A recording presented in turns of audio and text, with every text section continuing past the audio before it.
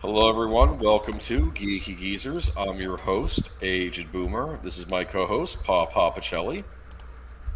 But I've been censored, so I can't say nothing. Oh, we're gonna get talk about censorship tonight. I would imagine we will. A topic I don't Absolutely. like to talk about because we'll see if I get angry. We'll see. Maybe I'll keep. Well, given your line of work, I should think you're the type that kind of is opposed to censorship. Yeah, library workers tend to be opposed to censorship. But what you sipping on? Wild cherry seltzer water. I got a regular Coca-Cola here. Good So, welcome everybody. Let me say hi to the chat. Hello, the chat. And be sure, if you didn't already, check out Deleted Scenes channel. He always does a pre-show. And he will also be on after midnight tonight, which I guess is an open mic night, he said. Just be sure to be careful. Be sure you know the person before letting them in. Yeah, absolutely. Absolutely. Auditor Dread, good evening or bad evening, whatever. Yeah, it's a bad week this week. I mean, there's some good stuff to talk about tonight, but we But might not get a lot. pretty early on. Hello, you geezers. Have a great stream. Thank you, Big Al. Always appreciated. Geezer actuator geeking. Fasten your seatbelts. Prepare to be geezerfied. Okay, there you I like go. the sound of that. Did you know I finally tried air fried food about a month ago? I never had it before. No, what'd you think of it? It's all right. Oh, okay. Agent Boomer, hi, sweetie. Thank you, Netter. I know she goes by Netter. I keep calling her. Yeah, however, netters. Lately, she's been getting both. Okay. Good evening to you, Netters. Okay. Deleted Scene. Welcome to Pensic. Deleted Scenes. Welcome. Hail to all. What is it? The number one blue wrench out there? Okay. I like to think he is, yeah. Cry havoc and let loose the Geeky Geezers, Aged Boomer, and last call, Troy Pacelli. Okay. So, and hello, Zootopia. Welcome to the chat. All right, and don't forget to hit the like and share the stream. And tonight on the stream, Deleted Scenes Other Side of Midnight. Yes, after us, you'll be able to check that out. Well, I guess we could talk about the good old days. Well, what was great about the good old days? What are we going to talk about tonight? So, back in the 1970s, you had, what do you want to call it, gritty cinema? There was a definite shift in the kinds of films that we were getting. Yes. I've heard different commenters attribute it to different things, but Tom Connors over at Midnight's Edge After Dark, he's of the opinion that it's mostly related to that Cleopatra with Elizabeth Taylor. We were getting a lot of those big epic films, and they were constantly breaking records with how much money it cost to produce, and great sets and grand, and all these matte paintings and what are they, on hundreds of thousands of extras, or no, lots and lots of extras. Yeah, remember that was the other thing too. If you wanted to have a lot of extras, you needed physical people there. We didn't have the CG back in the day for those kinds of things.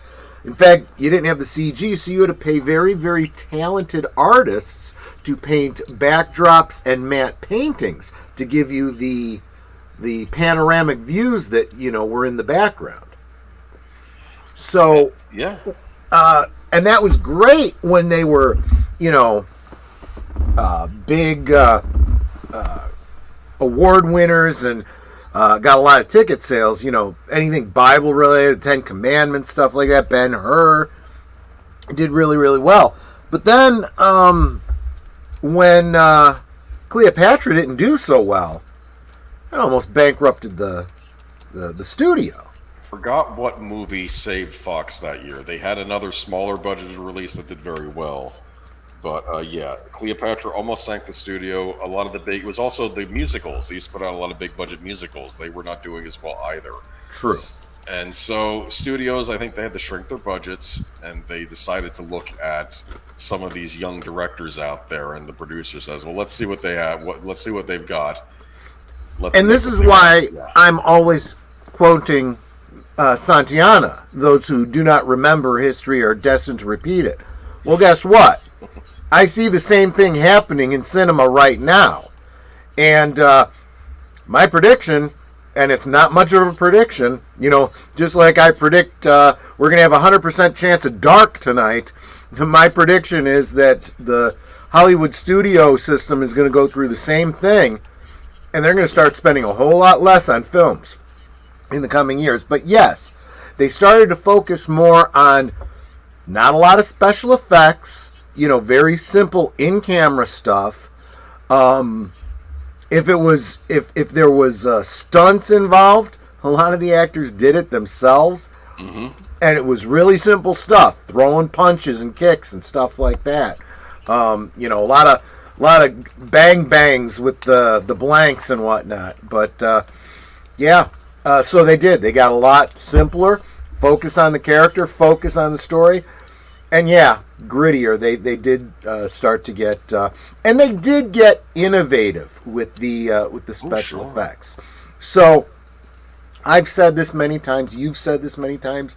Script Doctor has said this many times. Tom Connors has said this many times. Tom Conkle, I've heard say this, and that's side by side with necessity is the mother of invention. Low budgets and adversity of the studios is the inventor of incredibly innovative special effects. Yeah. So in the 70s, we saw Star Wars with ILM and all the, rotoscoping and stuff that came out of that, and very, very clever techniques. We got the advancement of puppetry with things like the Muppets, Jim Henson, and so forth, leading to things like Yoda, again, before we had CG and stuff like that, right? And then we got makeup effects you would not believe. Think about the Cronenberg films. Those came out of the 70s. So that's right. The Brood. You ever see The Brood? I have not seen The Brood, but I've seen some scenes from it. Let's say you need to check out The Brood. Yes, based on the scenes that I've seen already, I've probably seen the worst of it. Great decade for horror movies. The 70s. That's when finally you were getting the R-rated horror movies. And to be fair, not thumbing my nose at the stuff they did in the 60s, because I know a lot of studios, including Hammer, were trying to push the envelope back then, too, as much as they could go with. Sound of Music would help rescue Fox from bankruptcy. Another musical, yeah. I kept thinking it was Breakfast at Tiffany's, but I knew that came out earlier, so, okay.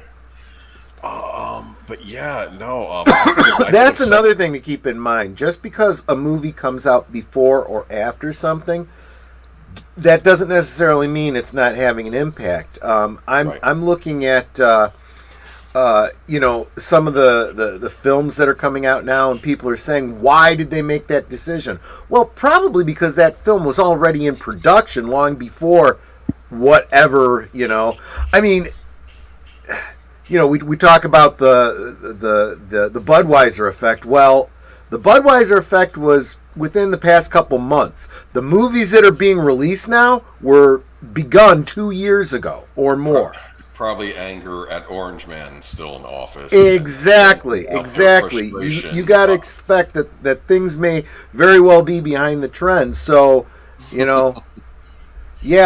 sometimes films are still in theater when the next one comes out and bombs. So there's a lot of factors in there. But yes, David, the Thing came out in the 70s. No, it didn't. It didn't? I believe that was an 80s movie. John Carpenter did get his start in the 70s though.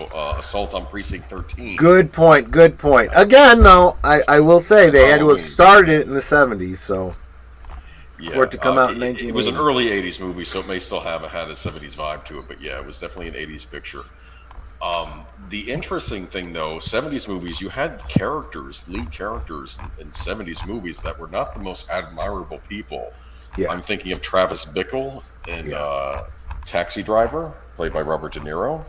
You've seen Taxi Driver? Right? I have seen Taxi Driver, absolutely. And if I didn't, I could, just go see Joker. I hear there's some correlations there. The Deer Hunter, 1978. That's a hard movie. That's another It is. De Niro. Yeah. Mm-hmm. It is. It's a hard Another De Niro film. Yeah, right. De Niro and Pacino, they were two of the big actors. Pacino, he was in Dog Day Afternoon, playing a bank robber of all things. Yeah. Robbing the bank so his male companion can get transition surgery, and that was based on a true story. See, it all exists. This has all existed before, people. This is nothing new. Yep. Dirty Harry, 1971. Love Dirty Harry. Violent picture, but I'm trying to think what. I think I had a film professor once who argued that he's noticed the trend in violence in movies when he saw Bonnie and Clyde with Warren Beatty and Faye Dunaway. That was when, again, we were protagonists, murdering bank robbers, right? Yeah, exactly. And if you're gonna talk gritty in the 70s, sex and violence went way up in the 70s. I think Carnal Knowledge, 1971. Right.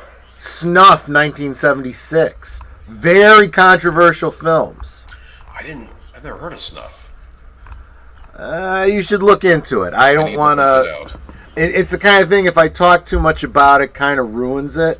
It's not related to the movie Hardcore, right? Because that's what I think of. That's what I thought of when you first said that. But I don't think I know Hardcore. I think that's the one with what's his name? The guy that played George C. Scott when he's going "Turn It Off" when he's in the movie theater. You know what I'm talking about? The famous scene. Yeah, no, I don't think that's a different movie. Different movie. Yeah. Straw Dogs with Dustin Hoffman, probably one of the most brutally violent movies I've ever seen. Yeah. Have you seen Straw Dogs?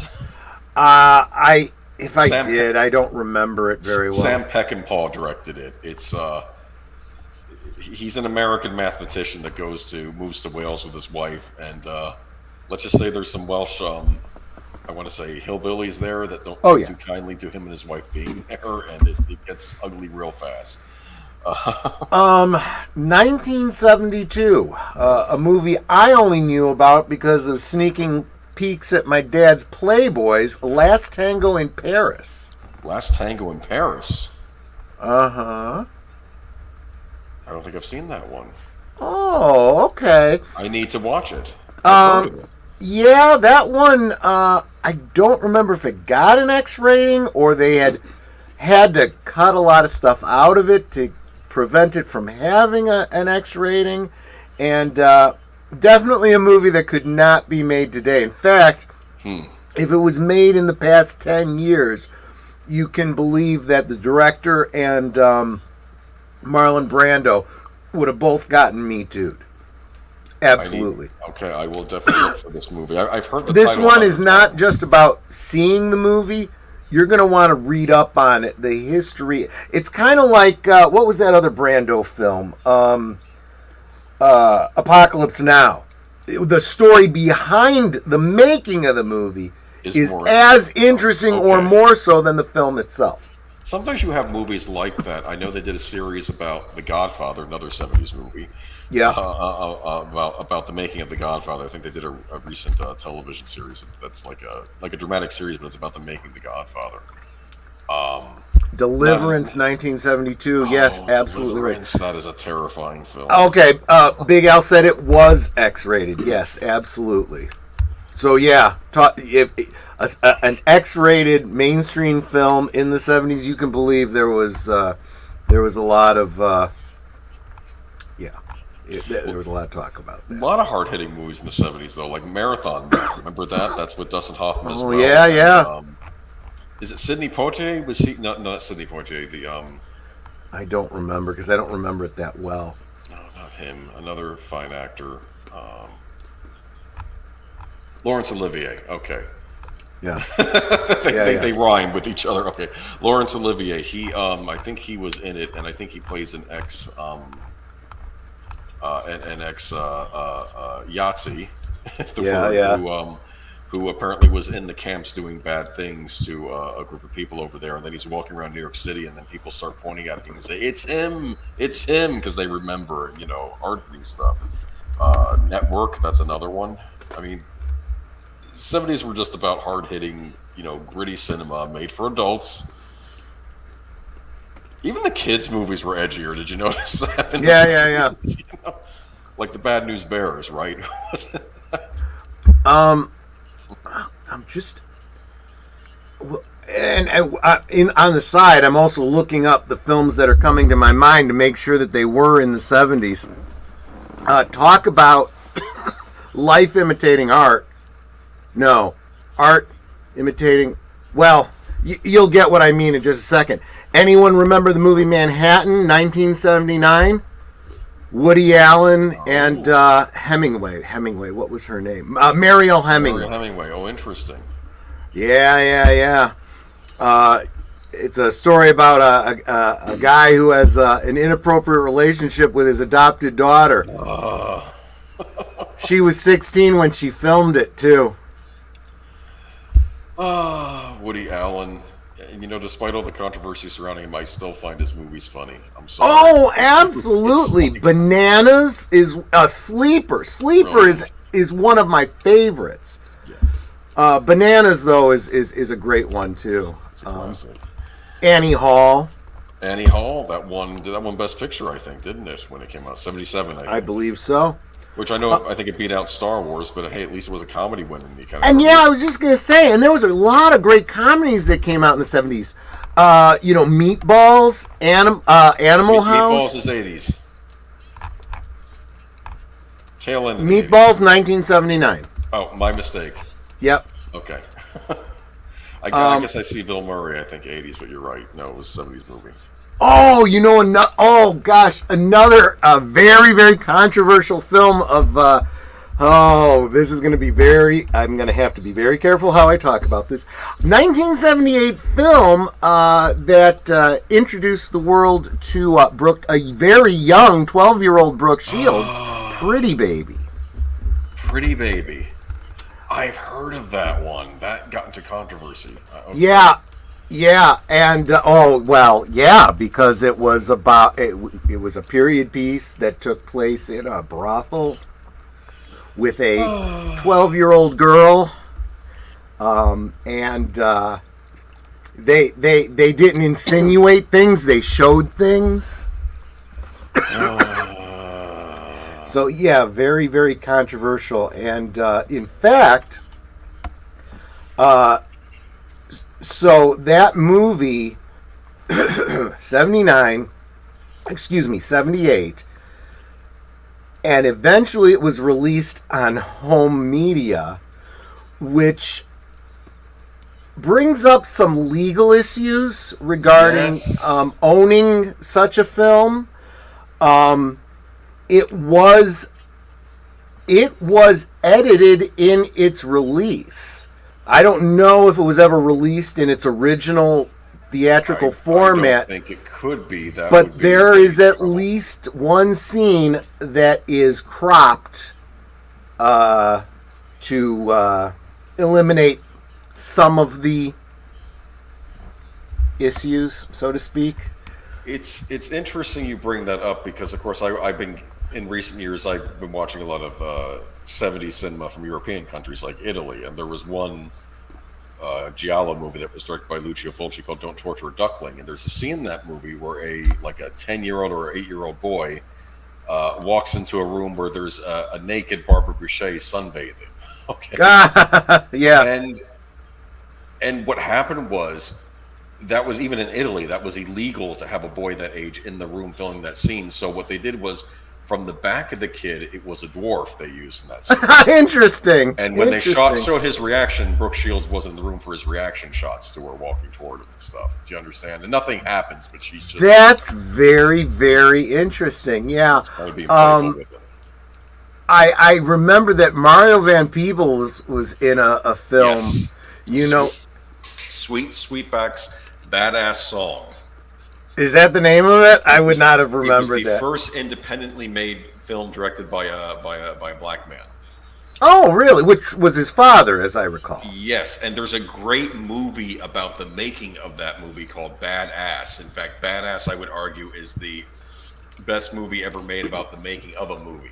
Interesting. Check out Badass. But I think it's Melvin Van Peebles, I think, directed it. Mario Van Peebles was the kid in it, and Mary Van Peebles directed Badass and played his dad in that movie. The legend is, and maybe you know more about it than I do, obviously having seen this, was that he put his son in it just so that his son could, become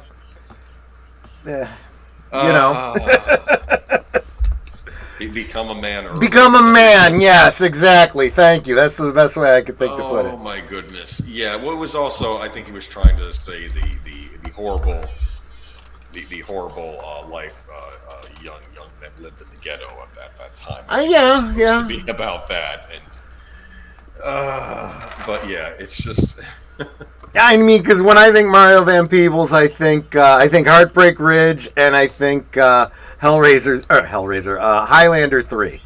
You know, those are the two that I immediately think of. Oh my goodness, he was in Highlander 3. That's right. But yeah, great movie about. You want any aspiring filmmakers out there, watch Badass. There's a wonderful scene where the pressure is getting to him, where he's on the roof and like he sees like a version of himself that's dressed to the nines, almost like a pimp, and he's saying, "What do you think you're doing? You're gonna fail at this." And like he's arguing with himself.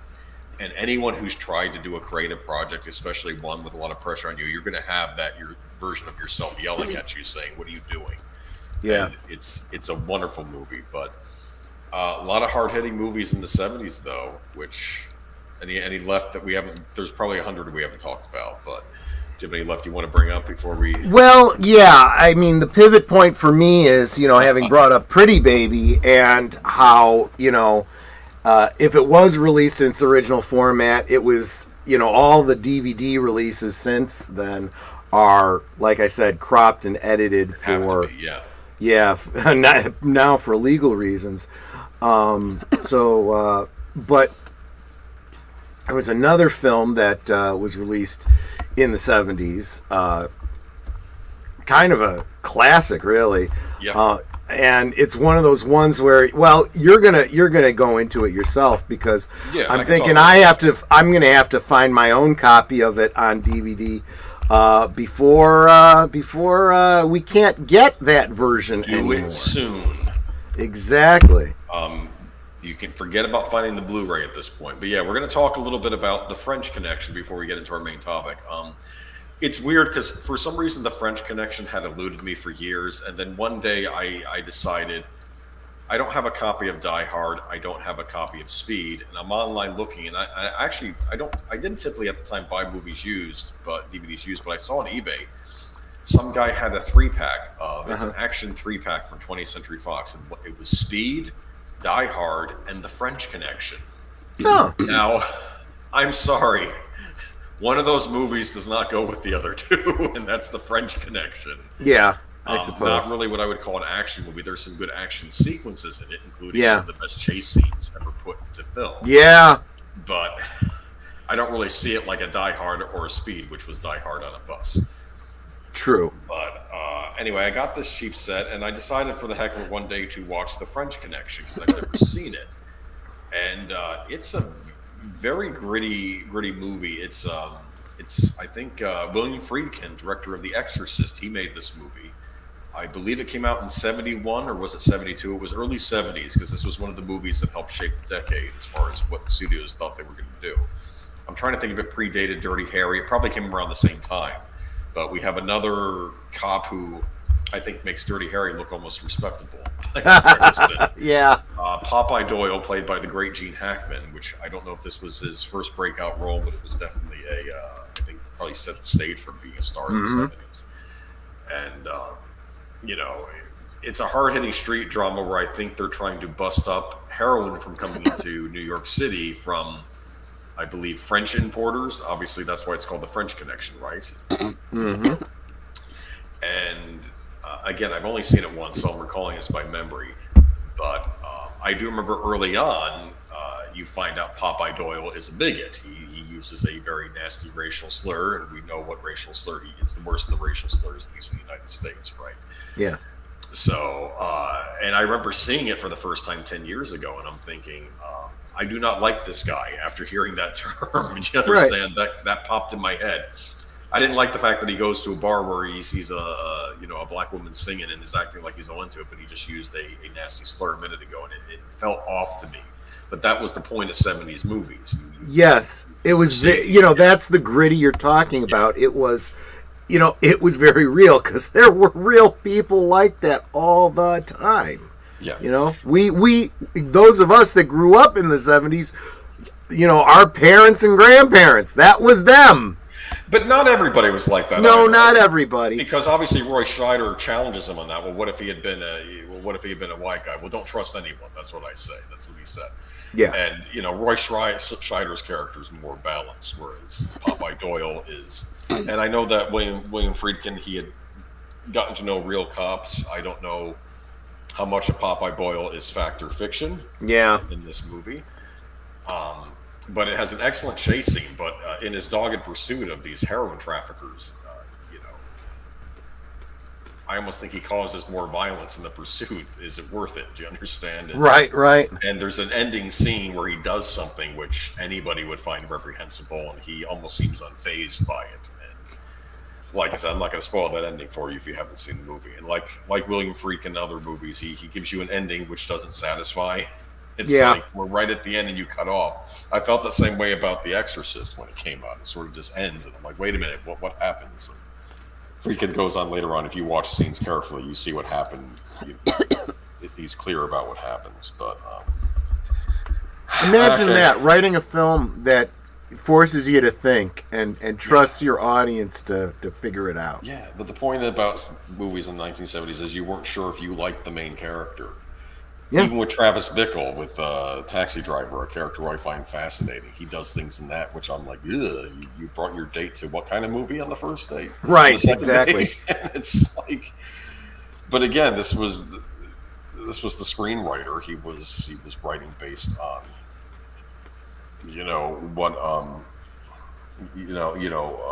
kind of his own feelings at the time of, being isolated and paranoid and stuff like that. Yeah. So let's get to our first topic of the night. The French Connection has been censored and fans are furious. I'll go ahead and read a bit from this before giving my 2 cents. This topic doesn't end. Okay, let me get my notes up. I should have this up already. You want me to read it? Well, I got it. Hold on. Give me a sec. All right. Fans of the classic film, The French Connection, have taken to social media to express their anger at a scene from the film being censored without warning. Those familiar with William Friedkin's 1971 drama, which can currently be streamed via the Criterion Channel, were surprised when a new edit approximately 10 minutes into the film appeared.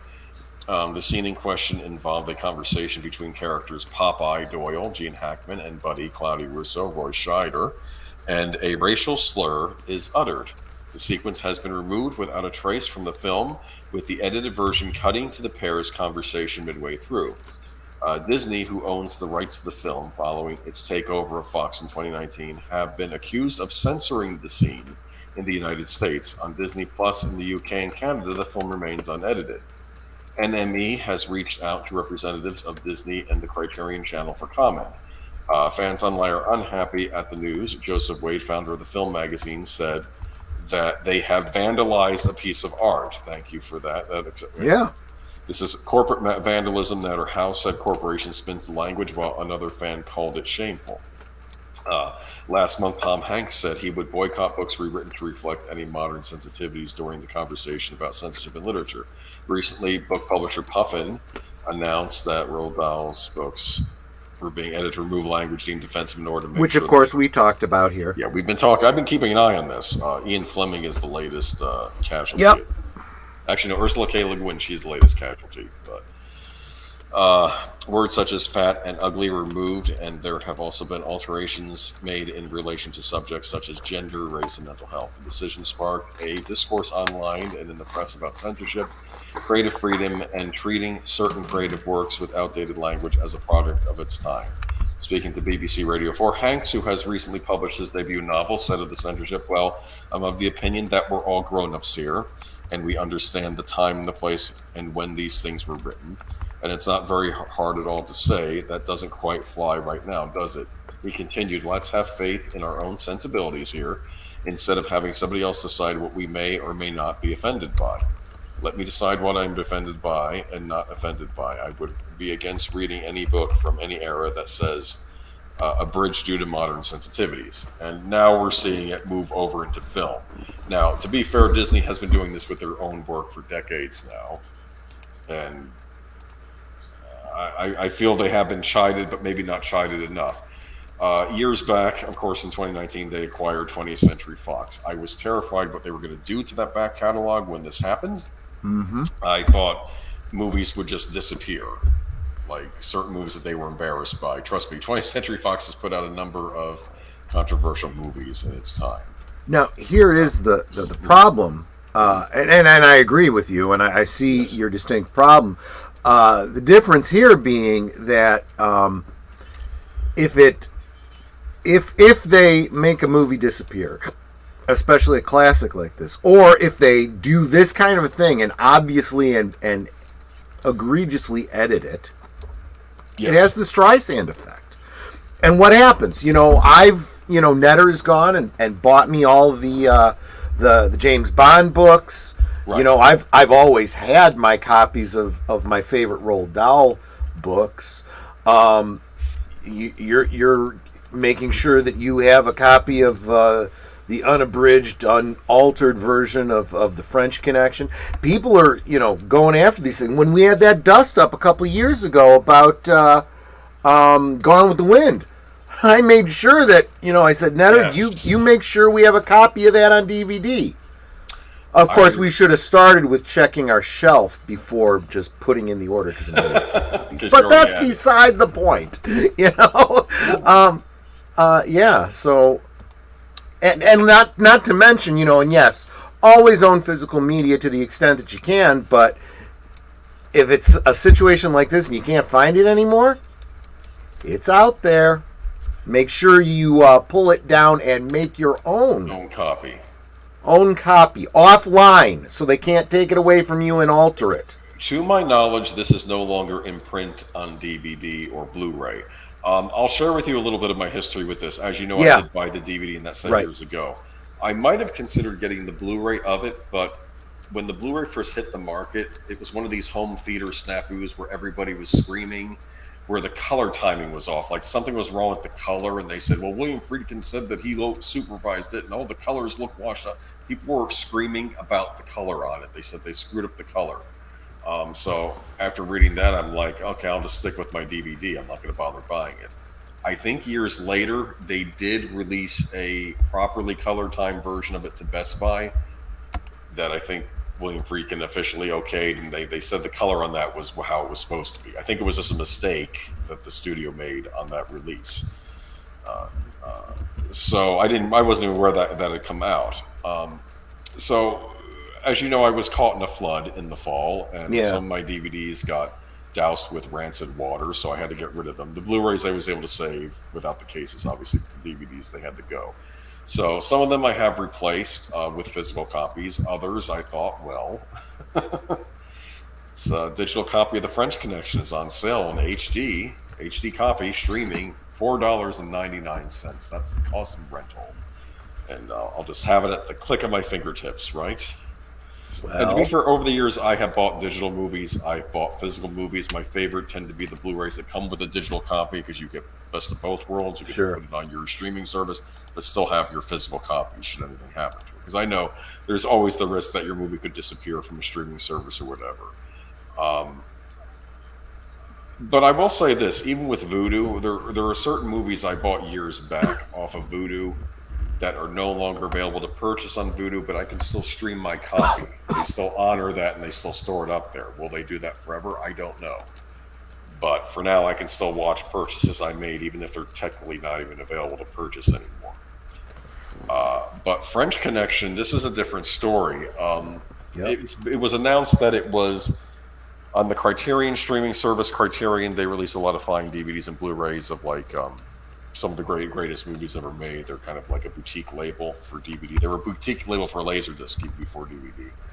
And I guess they had the French connection streaming on their channel. They never released a DVD of it, but they had it streaming on their channel. And then people brought it to the attention that this was censored, and they're like, "Well, who owns this?" Well, it's a 20th Century Fox movie, and they figured out it's Disney.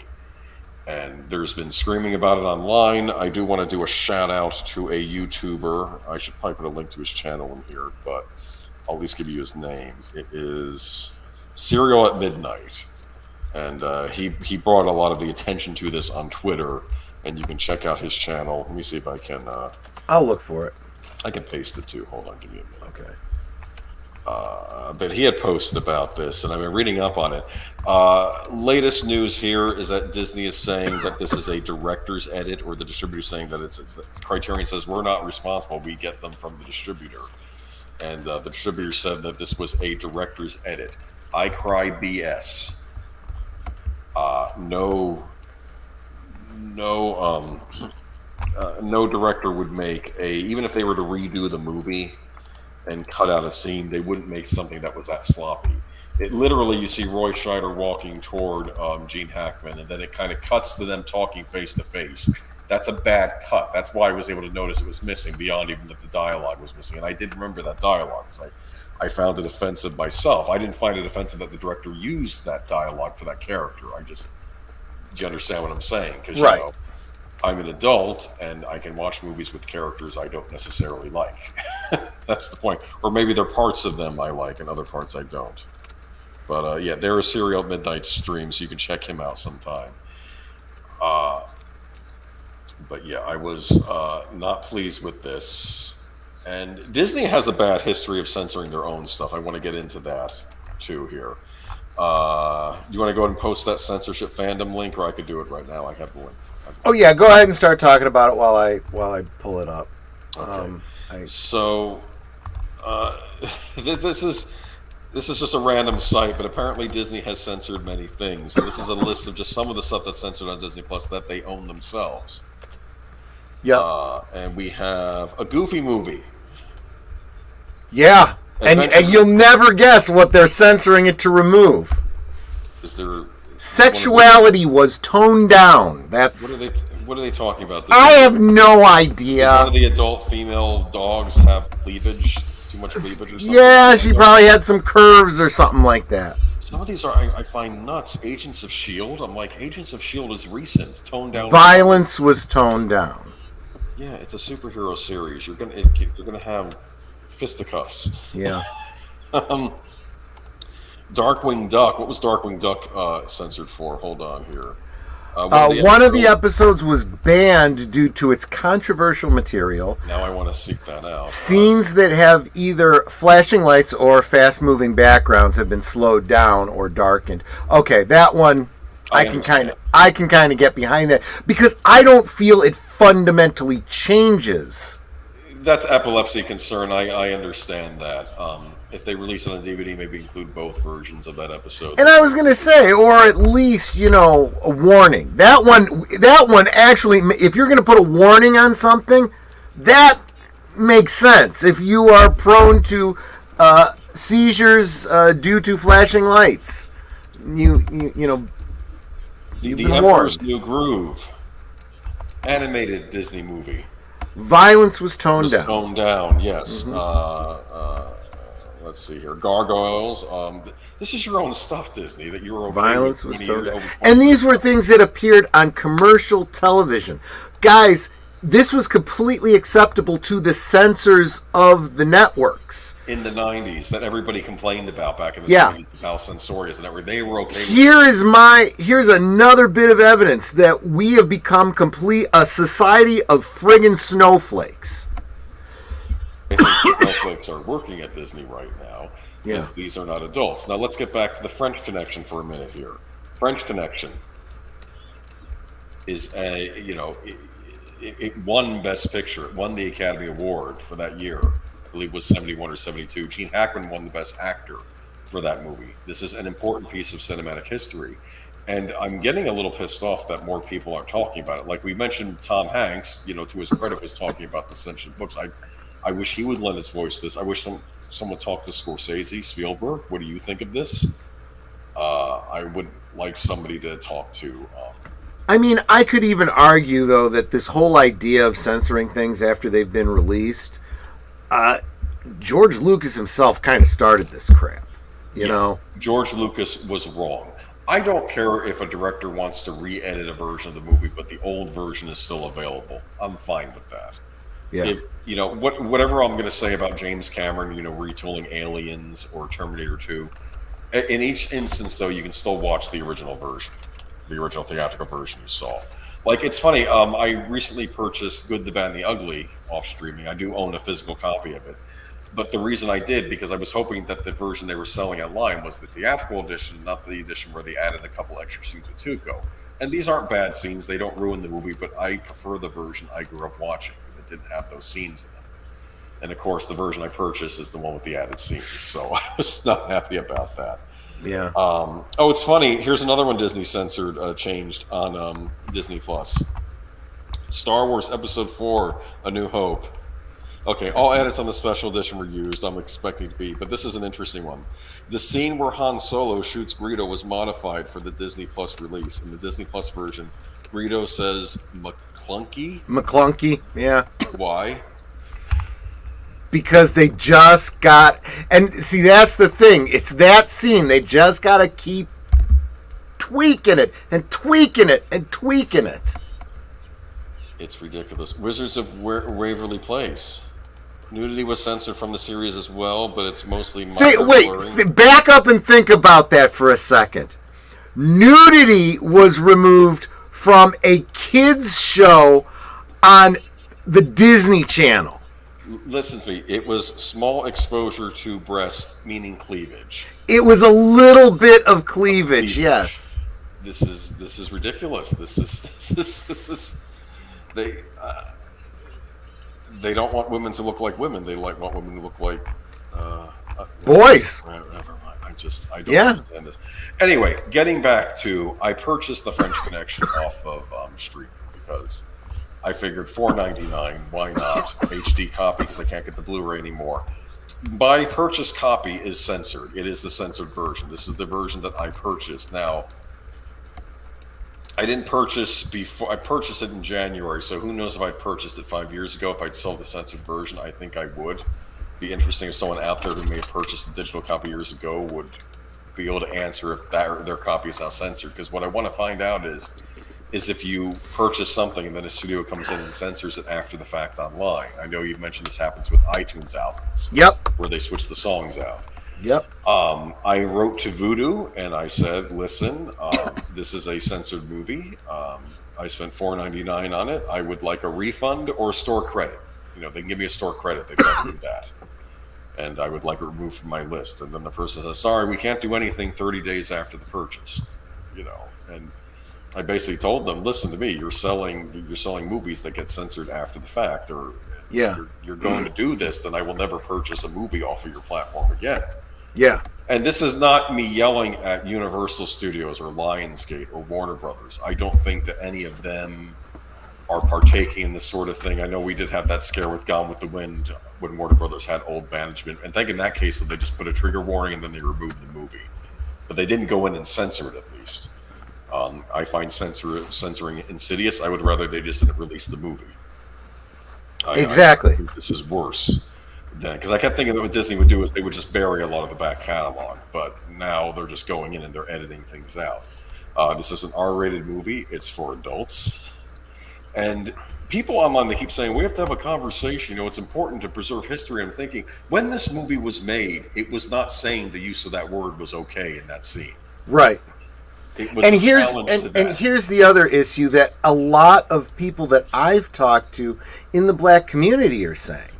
If you start censoring that, then we will end up with generations of people that don't understand why the previous generations had any issues. You are literally erasing the negativity and the inequality that people have fought so hard for. Yeah. And you are literally setting us up for fighting the same battles over again. that were already won. I would argue in some ways maybe William Friedkin was being brave in showing, maybe a cop in the not nicest light, but also not showing all cops in that light. Like Yes, that's exactly it. We should have a dialogue. We have that dialogue, and it's being edited away so that we have to do it all over again in a subsequent generation. Splash nudity was censored, yes. And the thing what kills me about especially the 20th Century Fox is 20th Century Fox was a thriving studio years ago. Disney came in and demolished it, took it over, and now they're destroying the back catalog. This is why I call these people cultural vandals. They clearly are not doing it for profit motive. They are losing billions of dollars acquiring these assets just to destroy them. So this is ridiculous. And the thing is, once you start censoring one thing, you just start censoring everything. Yeah. For a while, things I've cared about have gotten censored or taken off the market and things like that. Like a lot of censorship with a lot of these Japanese video games that come out over here. They were being censored. It's like, but no one took it seriously. Well, the trouble is it's a creeping thing. Now it's going into Best Picture winners. These are cultural milestones in in the United States, and they're getting vandalized. Do you know that how influential the French Connection was? I think, like around the world, people started making these hard-hitting. Like I know in Italy, they started making a bunch of these hard-hitting crime movies, and they argued, well, the Italians saw 3 movies, and they were Dirty Harry, The French Connection, and The Godfather, and decided we need to remake this 100 times over. But it's terrible. You got a question from Auditor Dread. He's asking you, what is your favorite censored movie on Disney? Let me look. Hold on. I was actually, if we're doing some of these cartoons, I used to love Darkwing Duck, which is, again, it's one of these movies where I'm shocked that Disney actually made it. Hold on, I got rid of the list. Oh, there it is. Okay. Let me see here. Deadpool? Oh, no. Mm-hmm. During a scene in which Deadpool and Weasel enter the strip club for Divine Vanessa, 2 of the strippers within the club have their lower private parts blurred out. Note the film was only shown on international versions of Disney+. Okay, well, that's the international versions. This doesn't bode well for Deadpool 3. No, it does not. After this. Because I know Ryan Reynolds was trying. I'm sure there's a cut of that. This is what he wanted. I think Disney's going to hatch it up. I think that's what's going to happen here. A lot of these movies, I love Splash, Star Wars, obviously. Who Framed Roger Rabbit? Love that movie. Of course, I think they did the censorship on that years back after the original Laserdisc release. Yeah, see, now that's another one of those very interesting ones where it never should have made it out into the theaters with the things that they caught subsequently and decided to edit out. Yeah, and then I guess the animator snuck it in and they cut it out. You cannot argue that was the intent of the filmmakers. That was right. And it's small stuff that you wouldn't notice unless you were freeze framing, right? So yeah, exactly. Which, interestingly, was something you really couldn't do back then. You go back even further to the what was the movie with it was Zsa Zsa Gabor and I think Eddie Albert were the voice actors as mice. The mouse... No, not the Mouse Detective. Rescuers. The Rescuers, right. And there's this like chase scene or whatever through the city, and as they go past a high-rise building in the background, in a window, on the wall, in the apartment, is a Playboy centerfold. And it's literally in one frame. It's been censored. It's on the list here. That's another one that never should have been there. Excuse me, I'm sorry. Yes. Never should have been there in the first place. The Emperor's New Groove. Here you go. That might be on this list. That's a favorite of mine. Did you ever see The Emperor's New Groove? Absolutely. Yeah, good movie. Well, interesting take on a fable, but yeah. What's interesting about The Emperor's New Groove is that it was Disney channeling Looney Tunes. Yeah. The style of humor in that was more like a Warner Brothers style thing. I thought you're kind of right. Yeah, I hadn't thought about that before. And true. What was funny is you still have the thing like in Aladdin where you have the Emperor's evil advisor, except the Emperor is awful, so he treats the advisor like crap too, and that's why she wants to kill him. You know? Yeah. But I think Eartha Kitt played her, I think, right? Yeah. But all right. But what I want to say, but here's what I've learned from this experience. As always, buy physical media. Studios that have no that buy out other studios may not have any interest in preserving the legacy of these classics. For instance, I don't think that Warner Brothers would censor the Maltese Falcon or anything like that because it's still part of their own legacy. I'd like to think they wouldn't do that. Yeah, at this point, I'm not giving them that much benefit of the doubt because I have no doubts anymore. But at this point, Disney is the worst of the bunch right now. I'm going to say this as far as this stuff goes, and I don't trust buying digital media anymore. In fact, I'll continue to buy physical media, and if I get a digital copy, I'll happily redeem it. But I'm not. Yeah, I mean, who would have thought that? You know, that you buy a digital piece of media, and who could have seen that coming? You know, if only there had been someone around to warn you about the value of owning things offline, because they're going to reach into your computer and edit it, and you'll never be able to see what you thought you bought. Yes, well, I'll say this. Well, there's true they may do that, but I'll say this. I was thankful for my digital media after I had to stick all my DVDs in storage when my house gets repaired. But there are ways that you can have the physical media and make your own digital media offline with it. Just saying. You can do that, which is why I think a lot of studios did the combo with the digital copy. Yeah. In fact, somebody shipped a certain movie to me early this week, which they shouldn't have, and I was trying to redeem the digital copy, but I can't redeem it till Tuesday. I'm not going to say what movie that was. Coming later, we're going to talk about this Mario Brothers Blu-ray release later on. I'm sorry. Just by coincidence, one doesn't have anything to do with the other. Because I don't want Nintendo to throw me in jail. Right. Anyway, I think we. Or send the Pinkertons after you, right? Yeah, we send the Pinkertons. I don't know if they employ them. I probably not. I mean, probably the Yakuza. I'm kidding. Well, I was going to say we have Disney and we have Hasbro. Those are the two that would do something like that. I know. I'll get into trouble for that last comment too. Where are we right now? Deleted scenes makes a great point. Plus, you would be surprised the free movies you can find unedited right here on YouTube. Yes, including pre-code films that would cause you to raise an eyebrow at least. There's a pre-code movie with Barbara Stanwyck in it. That's very interesting. I forget the name of it, but I like Barbara about her using her feminine wiles to destroy men's lives. Like a femme fatale, huh? Yeah, kind of. That was a role she was well suited for. Yeah, she's a nice-looking lady. Mm-hmm. But the rescuers, Bob Newhart, was in it. Yes. But if Disney doesn't respect its own legacy, respect this. They absolutely don't. That's the other good, excellent point. It's not like we didn't see this coming. You know, I mean, the whole debacle with Song of the South and all that kind of crap. Long time ago, long before they started acquiring 20th Century Fox, Lucasfilm, Marvel, all that kind of stuff. So, George, I'm just saying, you had every warning. So everybody who's going, oh, poor George, maybe he wants to buy it back. No, he's done.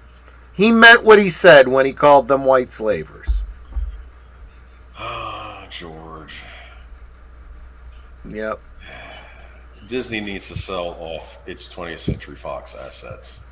They want to keep the X-Men, Of course, I kind of miss getting an X-Men movie every so often.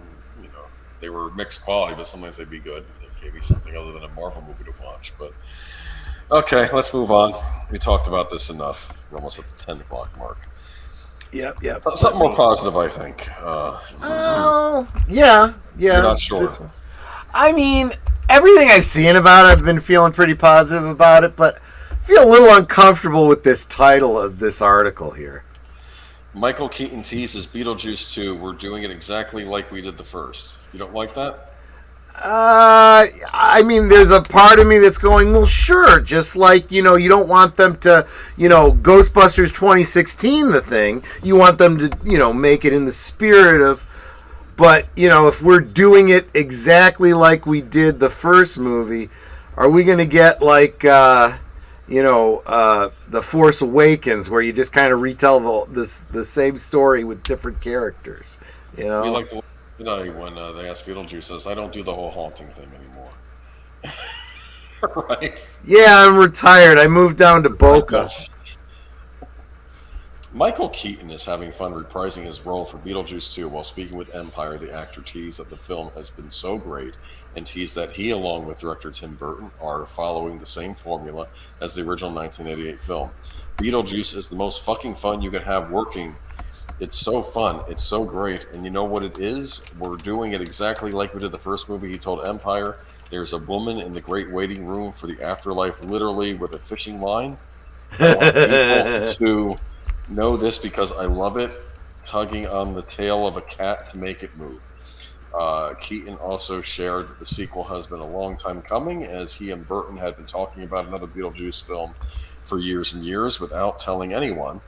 We've both said we're doing it many times. We both agreed if it happens, it has to be done as close to the way we made it the first time. Making stuff up, making stuff happen, improvising and riffing, but literally handmade stuff like people creating things with their hands and building something, Keaton said. Oh, that's cool. Like practical effects? Yeah. Sounds practical, cool. Yeah, exactly. He added, fucking great. It's the most fun I've had working on a movie, and I can't tell you how long. Warner Brothers will release Beetlejuice 2 on September 6th, 2024. In addition to Keaton, the film will feature returning stars Winona Ryder and Catherine O'Hara, while Justin Theroux, Monica Bellucci, and William Dafoe join the cast. Oh, I'm curious to see who William Dafoe is going to play. Yeah. The film also reunites Burton with his Wednesday star Jenny Ortega, who will play Ryder's character's daughter. That, I think, is a brilliant casting, yeah. Yeah, I see them being related, sure. So, Dafoe is set to portray a law enforcement officer in the afterlife, while Bellucci will play Beetlejuice's wife. The original Beetlejuice, which also starred Alec Baldwin, Gina Davis, and Jeffrey Jones, grossed $80 million. Burton and Brad Pitt's Plan B will produce Beetlejuice 2. Al Gough and Miles Millar, the creators of Netflix series Wednesday, wrote the screenplay. Okay, so it might be good. Wait and see.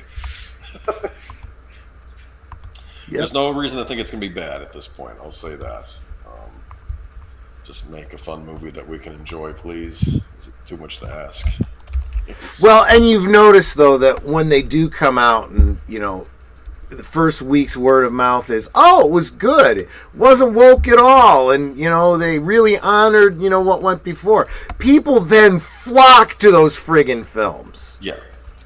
I'm hopeful. You want a big blockbuster? That's how you do it. Tim Burton's involved, and I don't think he's on the whole woke train. I don't think he ever has been. No, he's always been about, pushing stuff. the envelope of things, really. It actually depresses me because he did some work for Disney. He didn't direct, but he did produce that Frankenweenie movie that came out years back, which was hilarious. That was actually it actually makes me depressed because I realized there was a time when I actually liked Disney a lot. When they would me too. I mean, I almost feel like we could do a good old days about Disney back in the 70s and 80s. We did Disney in the 70s already, but we could always do maybe the 80s. Sure. Might be an idea. Okay. Or the dark age of Disney, as they call it, before Little Mermaid came out. Yeah, isn't it funny that Little Mermaid was the beginning of the Renaissance after the Dark Ages, and now we're having another Little Mermaid that could actually be the end of frickin' Disney. I don't know, man. Isn't it 2.5 hours long? Something like that, yeah. It's Little Mermaid. Hey, Scuttlebutt. That's got to be the best song from the movie. Now the song will get stuck in my head again. Aquafina in my head as I try to sleep tonight. Thank you. Yeah, you don't need that. Yeah. All right. So Beetlejuice 2. Nothing much to say. We'll keep an ear out. I'm hoping this could be another good sequel, like with Ghostbusters Afterlife. We'll see. It's funny. I don't think I own Beetlejuice on DVD. Really? I don't know what prevented me from buying it, but if the new movie's coming out, they'll re-release it on Blu-ray. Probably. And it should be uncensored since Tim Burton is still directing and deciding on things. I don't know what William Friedkin's doing right now. He needs to chime in on this. Sorry, let's move on. SAG-AFTRA members vote 97.9% in favor of strike. Yikes. Okay, here we go. The Writers Guild of America strike, but now we have the Screen Actors Guild is now voting to be on strike. The membership of SAG-AFTRA has voted overwhelmingly to approve a strike authorization, maximizing the Guild's leverage ahead of negotiations that begin on Wednesday. The Guild announced Monday night that 97.91% of the voting members supported the authorization. Turnout was 47.69%. What were the other 50-something% doing? Anyway, let's move on. The vote comes as the Writers Guild of America strike enters its 6th week. Many SAG-AFTRA members have already joined WGA members walking the picket lines. The leaders of both guilds have expressed solidarity with each other several times this year. The writer's strike has caused a sharp downturn in production, especially in television. If SAG-AFTRA goes on strike, any remaining film and TV production would halt immediately. The union represents 160,000 performers. SAG-AFTRA is pursuing an agenda that includes restrictions on the use of artificial intelligence, higher streaming residuals, and limitations of self-tape editions. I'm assuming the whole issue with AI is when they can deepfake Gene Hackman and have him say, that you have him use a different word in dialogue. Well, yeah, there's that, but any use of somebody's, image, right? Any use of their previous work, right? Or for the writers, any sampling, to use the music term of their previous work. That's their intellectual property. That's their work. If you're going to benefit from their work, you got to pay them for it. Yeah. I'm now imagining they're redoing the whole scene and Gene Hackman saying something else and somebody over at Disney saying, we're sure that William Friedkin, if he were alive, would approve of this change. And then William Friedkin says, I am still alive. I don't approve. Yeah, exactly. Sorry, I'm thinking back to the stuff with Ian Fleming and Agatha Christie. All right. The vote comes 2 days after the Directors Guild of America announced a tentative agreement on its new 3-year contract. The agreement included wage hikes and a 76% increase in international residuals on the largest platforms, according to the DGA summary. Crabtree Ireland congratulated the DGA on reaching a deal, but added that the Performers Union will not be bound by terms negotiated by the directors. So basically it's saying, we gave the directors a sweet deal. It doesn't mean you're going to get it. Is that what they're saying, basically? Yeah. The vote is an unusually aggressive move from SAG-AFTRA, which typically resolves its contracts within the AMPTP without resorting to a strike threat. In 2017, the Guild did threaten to hold a strike authorization vote in the closing days of talks, but held off as the deal was hammered out. So it's interesting that the directors, I guess, settled. Is that what I'm getting from this? But the screenwriters and the screen actors have not. Yeah, and that's because the directors don't see... look, everyone's got different issues that they're dealing with here. The directors are not ever really in danger of, their work being, resampled or something for the purpose of, making something new the way, artificial intelligence would. I mean... I suppose you could say to ChatGPT, create a film, a new film, a sequel to such and such, as though it was directed by this director and blah, blah, blah, and this and that. But, I'm not sure that you can consider a directing style to be the kind of thing that you deserve residuals for. You know what I'm saying? I've now had this idea that they're going to create an android based on Alfred Hitchcock, and he would direct movies. The mind of Alfred Hitchcock. But the fact is, and this is where I always come down on this. It's like every film student that becomes a director, they've studied all these great directors, and they are very much influenced by them. You can't, and very truly, when people are doing critiques, very much in the style of Alfred Hitchcock, or so and so, or so and so, and so and so. Clearly, he was influenced by them, right? But that's not something that's actionable as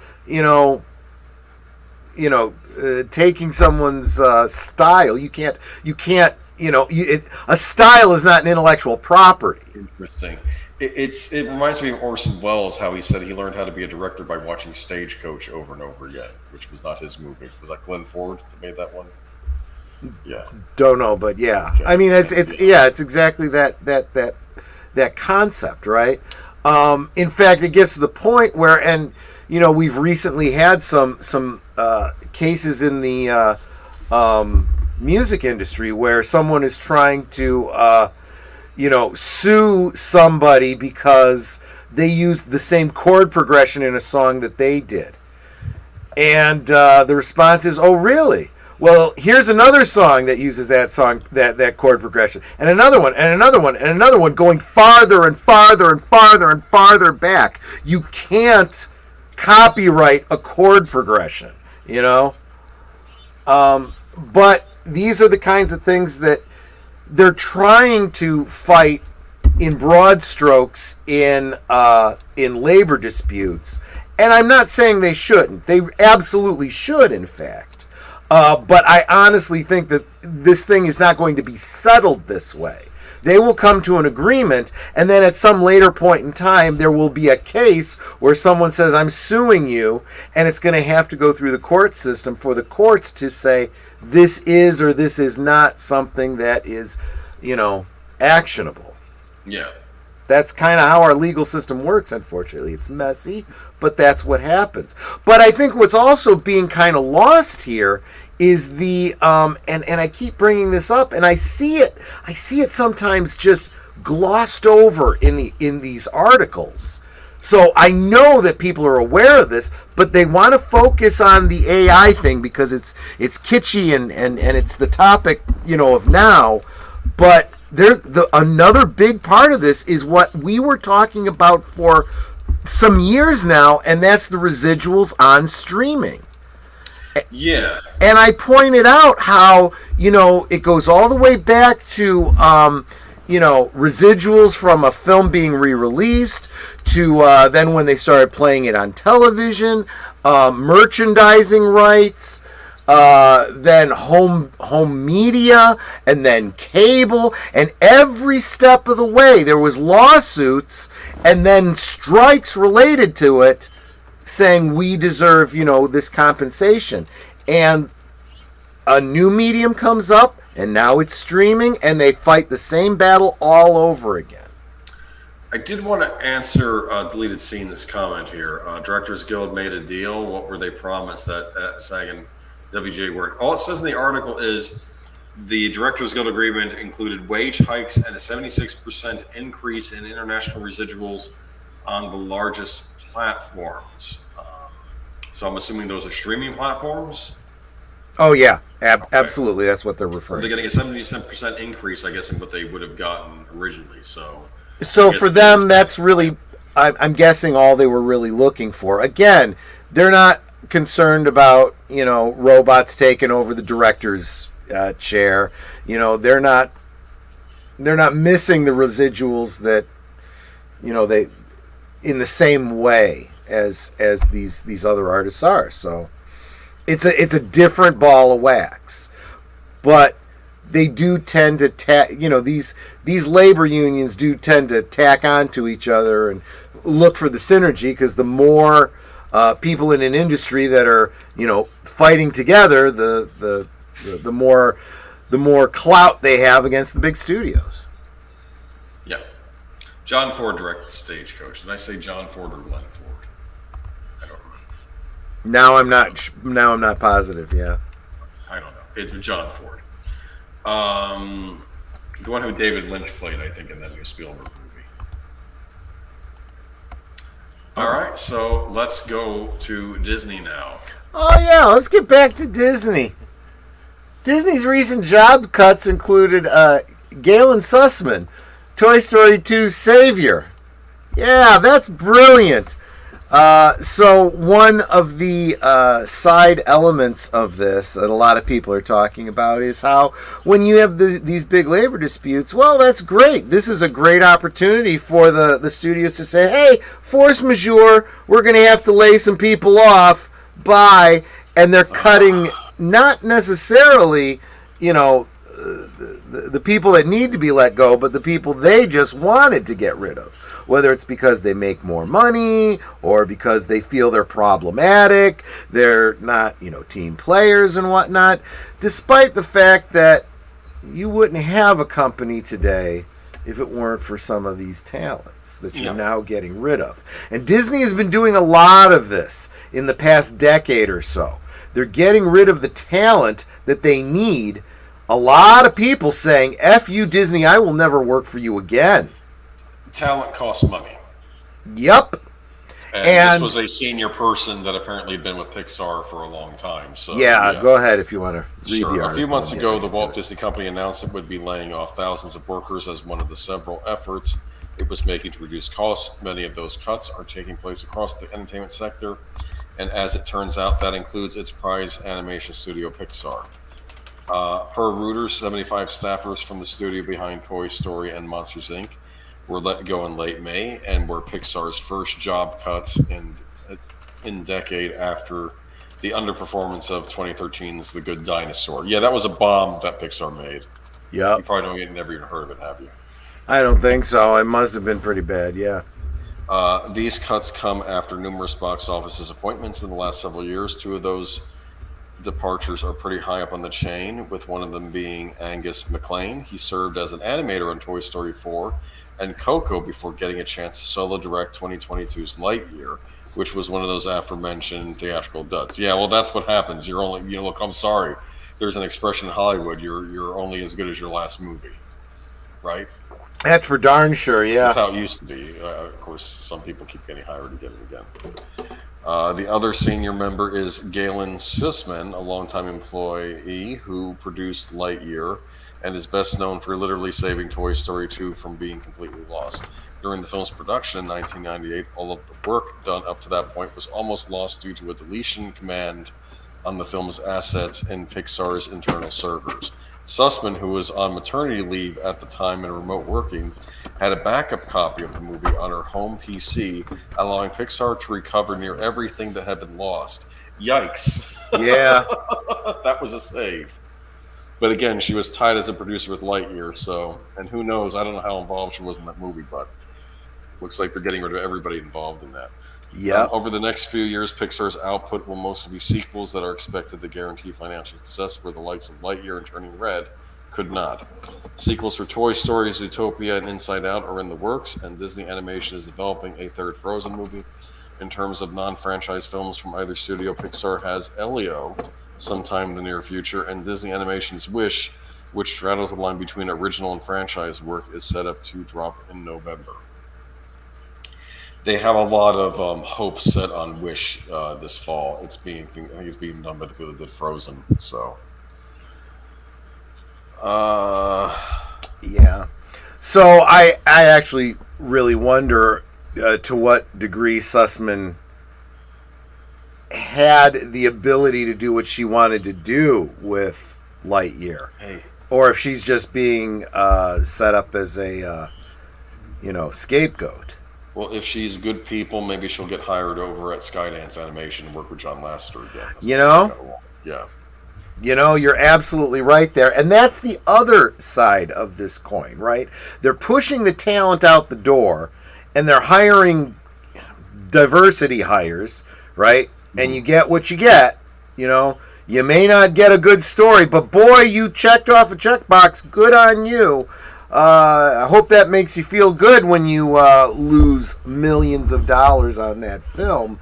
But the other side is the talent that you're pushing out the door goes to the other studio. And the other studio's getting bigger and bigger and more popular.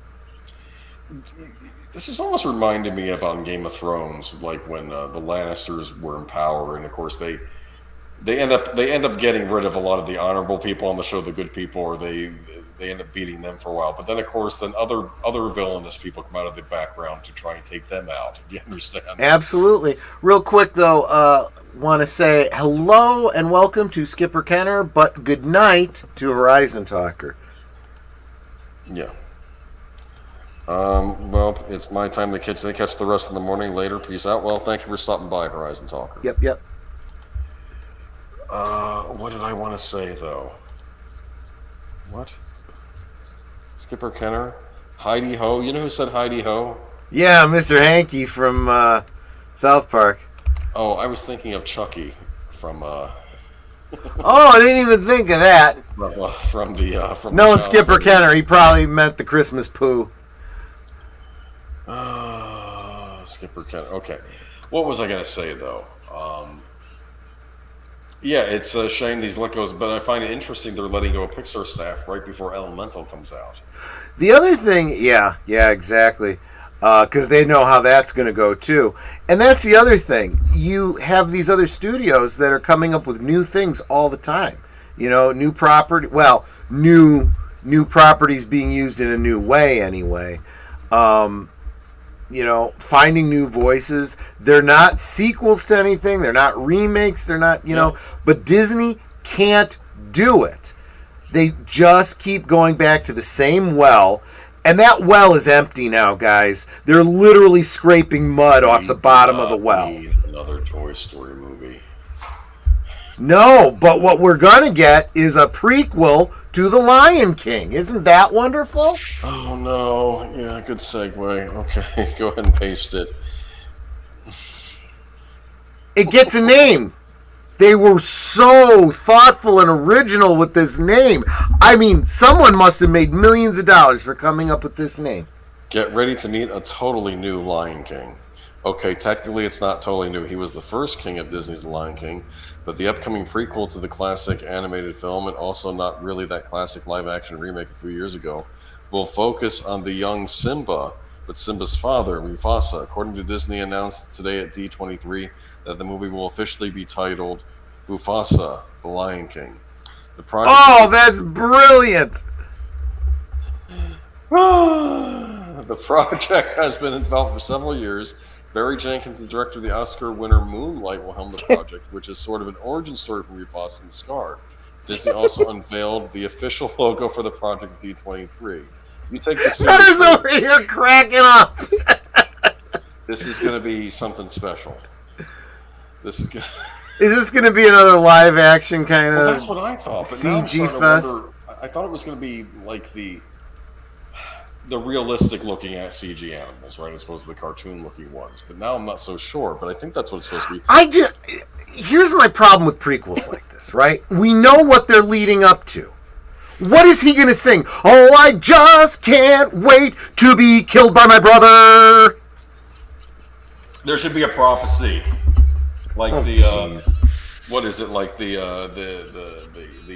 ape that was working for him. Like he could do a prophecy that says, "Oh, you'll be killed, but your son will be the great." You know, they'll have to prophesize it all. Well, no, the way you do something like that is, you have an ambiguous foretelling of some great king, and you think it's Mufasa, but then you realize, and especially maybe the audience is keyed in, that maybe it'll be, Is this going to be inspired by another Shakespeare play? It should be, but I don't think that anyone that's working at Disney even knows what Shakespeare is. Okay, anyway, last we heard, the project was about casting news with the characters of the young Mufasa and Scar. Aaron Pierre, who appeared in Jenkins' Underground Railroad, will play the young Mufasa. Kevin Harrison Jr., recently seen in The Trial of Chicago 7, will play Taka. In the book The Lion King, A Tale of Two Brothers, Taka and Mufasa are brothers and sons of another king of Pride Rock named Ahati. Presumably, the prequel will follow at least the same broad contours of that story. Is this some book Disney put out? No idea. Okay. Lion Just King. had another great idea, though. What? Your prophecy idea is brilliant, and turns out to not be about Mufasa. doesn't even turn out to be about Simba. It turns out to be about Kiara, Simba's daughter. There you go. I could write for Disney. No, didn't they do that with? They did some spin-off cartoon about Or his Kiara wife. and- Yeah. What? Or his wife, yeah. No. I think they did do it. Disney did make a cartoon where Simba put the daughter as the one in charge. Yeah. That's what her name was, Kiara. Yeah, I wasn't joking about that. Yeah. I'm kind of curious though. Is this basically Jon Favreau did the previous one, right? Yeah, actually, I think so.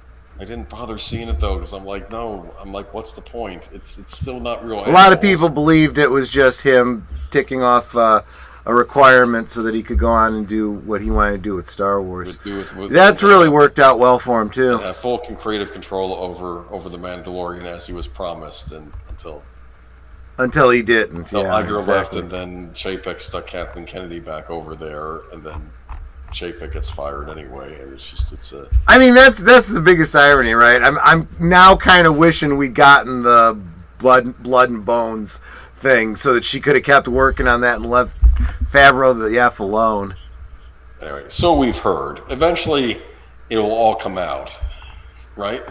Probably. I really want to know what was going on over there. I'm sure. Well, the way heads are getting chopped over there, there's going to be a lot of people no longer at Disney that are just chomping at the bit, and they'll start talking. You watch. Yep. Rafiki becomes the witches from Macbeth. Oh, that's interesting. Yeah. You can base it on Macbeth, the curse play. I can't believe they censored gargoyles. Yeah, I know. Eisner hated gargoyles. He had it in for that cartoon. I think he's the one that got the writer kicked off, and they did that final season, which was, you could tell the animation went down, the writer wasn't quite up to par. And then and this is what happens. You get these, I know better than you. Okay, great. We're doing well. Let's see how much better we do. No, now you just killed it. Okay, great. Wonderful. Gargoyles was supposed to be Disney's answer to having a superhero property, because this is before they owned Marvel, of course. And Batman the Animated Series was very popular, so they wanted to have a prestige animated series. And it did feel like it was very much in that style, too. It was very well done. And the cool thing about the voice actors was they had a lot of Star Trek voice actors on it. Yes, they did. Jonathan Frakes played the main antagonist on the show. Yes, he did. So that was excellent voice acting on that show. Keith David as Goliath. And Marina Sirtis played... it's been so long. Morgana, I think her name was? No, that doesn't sound right. Not Morgan Le Fay. What was her name? I don't remember I'm the gonna get characters' excited by names. the I only chat saw here. a handful of episodes, so... It's great to rewatch, and I would try to seek them out, not on Disney Plus, so you can watch them uncensored. Right, exactly. That's exactly right. This is going to kill me. What was her name? Never mind. What's the next topic we're doing? I was just going to say, let's move to something much better. The rival studio that is doing really well has their recent blockbuster coming out on Blu-ray next week. Yes. Demona, that was Marina Sirtis' character name. Demona. Okay, so the memory's the first thing to go, they say. I'm I don't know. I actually think the processor goes first, then the memory. But sometimes the power unit goes first. I don't know. I'll be a pool of jelly in a couple of years. Okay, that's what'll happen. Okay, the Super Mario Brothers movie is coming to Blu-ray next. Disney Plus won't come into its own until it releases Condor Man. They'll censor that too. They'll censor. Yeah, you're They right. dress up as a sheik or something in that, and they probably say that's culturally insensitive, even though it's Probably right. Yep, probably. Remember Condor Man? Yeah, maybe you can't call it Condor because Condor is not the word they prefer. They prefer. I don't know. They could have had Condor Man show up on Gargoyles as a superhero. Yeah. The Super Mario Brothers movie is coming to Blu-ray next week, which is this week. This Tuesday, Um, Nintendo Universal did not make an announcement about this. Usually, you find out about a Blu-ray release well in advance. I think Nintendo told them, "Shut your mouth." Yeah, In the theaters. it's a much better marketing. So here's, I don't know, but I'm going to speculate based on what I know about the industry. We all know that the longer you can keep something in a theater, the longer it's going to make money, right? Yeah. But because of the way they have to plan the physical media releases, they've got to give people a date. And going into this, they really didn't know what kind of legs Super Mario was going to have. So yeah, it's better off to not, go ahead and release it low key. You don't need to market it. You don't need to spend the money and energy on marketing something that you know is going to be successful regardless, right? And then after you feel like, okay, now we're going to pull it from the theaters, it really has run its course, then you do some sort of a special. Even though it's been out for a while, you do a markdown or a, special edition or whatever, Mm-hmm. Yeah. That's how you do it. Get your money for nothing and your chicks. Oh, I'm sorry. It's a good song. It is. The Super Mario Brothers movie is coming to Blu-ray on June 13th in the United States and Canada, while the movie became available to buy or rent digitally earlier this month. You can now pre-order a physical copy from Amazon, Best Buy, Target, or Walmart. You were able to pre-order it from Walmart for a while now. Yeah. In fact, I pre-ordered a collector's edition that came in a fancy tin star that you can display on a little display stand. How many movies have you pre-ordered and then by the time it gets released you find out they've edited it? I'm not going to let this go. I'm like a dog with a bone here. I have suspicions about Iron Man 3. Ah, there you go. And I'll explain to you why. And I need to go, I have a digital copy of that too because it came with a digital copy. But Iron Man 3, there's a scene in it, and I remember seeing this in the theater. He goes up to Ben Kingsley's character who's playing the Mandarin in it. And he's saying, oh, yeah, they took me off the street. I was an actor, but then I got addicted to drugs and was homeless and stuff. And he says, and, they got me off the street, cleaned me up. And then Robert Downey Jr.'s Iron Man says, okay, and they got you off the drugs, right? And he says, no, they gave me better drugs. And I remember that in the theater, and I swear, I think every time I watch it on home video, I either am not paying attention and miss that line, or they've cut that line out. I remember distinctly hearing that line in the theater. But I'm curious, maybe it's on the DVD copy I have. I'll tell you what, I would not be surprised if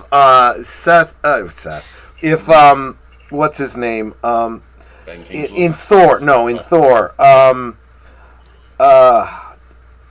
The one that played Malcolm in Jurassic Park. Come on, Brundlefly. Jeff Goldblum. Jeff Goldblum. If they're gonna edit out his line about Asgard, like a 12-year-old, he's Asgard. You're from Asgard. Oh, he was. I'll admit he was one of my favorite things in that movie. When he went on to say, I think his one. I want to thank both Skipper Kenner and Deleted Scenes. The problem is you're on like a 15-second delay by the time I've been up here trying to find words and you're typing. I don't see it until 15 minutes or 15 seconds after you've already sent it. So that's the problem. Vulture of the Western World. What, Disney?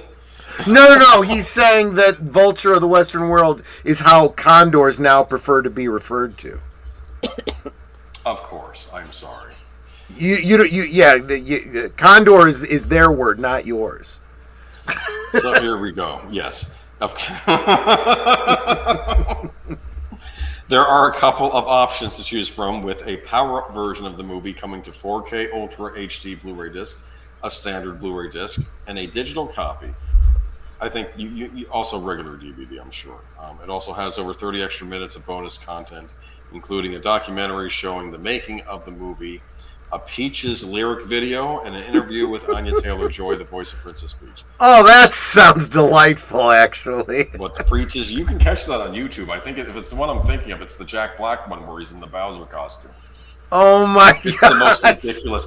It's like Liberace combined with Bowser. That's what it is. Oh my gosh, that's playing the hysterical. piano. You can catch it on YouTube. It's ridiculous. So you can also purchase it at $36.99 for a steelbook version of the movie at Best Buy, which features an exclusive mushroom artwork on the front of the case, as well as limited edition Walmart exclusive copy that comes with a star-shaped tin for $32.96. That's the one I picked up.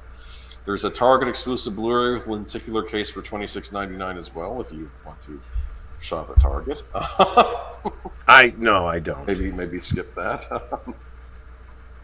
Since coming out in theaters in April, the Super Mario Bros. Movie has been a huge hit, ranking in over $1 billion at the box office to beat out Frozen as the second highest grossing animated film of all time.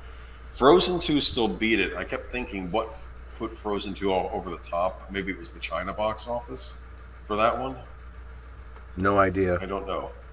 But all over the world, Super Mario Brothers did very well. But I did get my. I did not past tense. I will be getting my 10 star in the mail on Tuesday.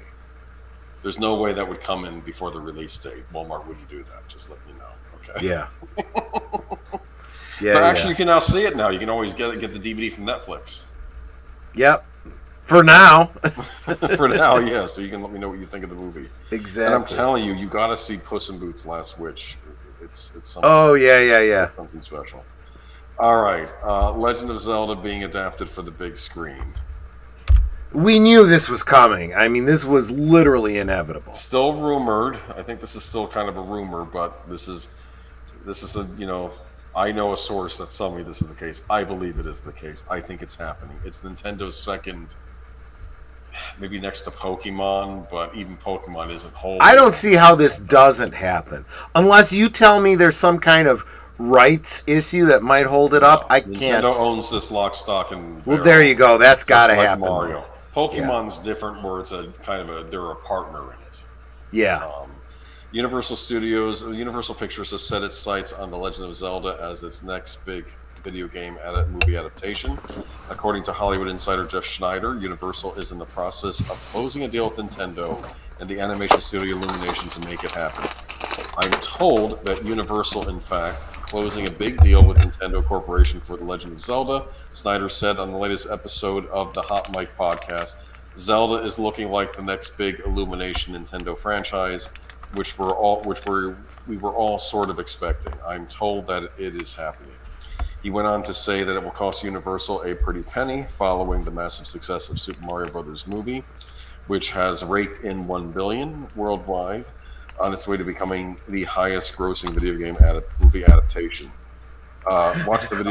Let's acknowledge the fact, though, that the bar is not very high on that. We don't have a very good history with video game adaptations. There have been some bad ones. I think Rampage might still be my favorite, though. You've seen Rampage, right? Yeah, that's kind of a loose adaptation.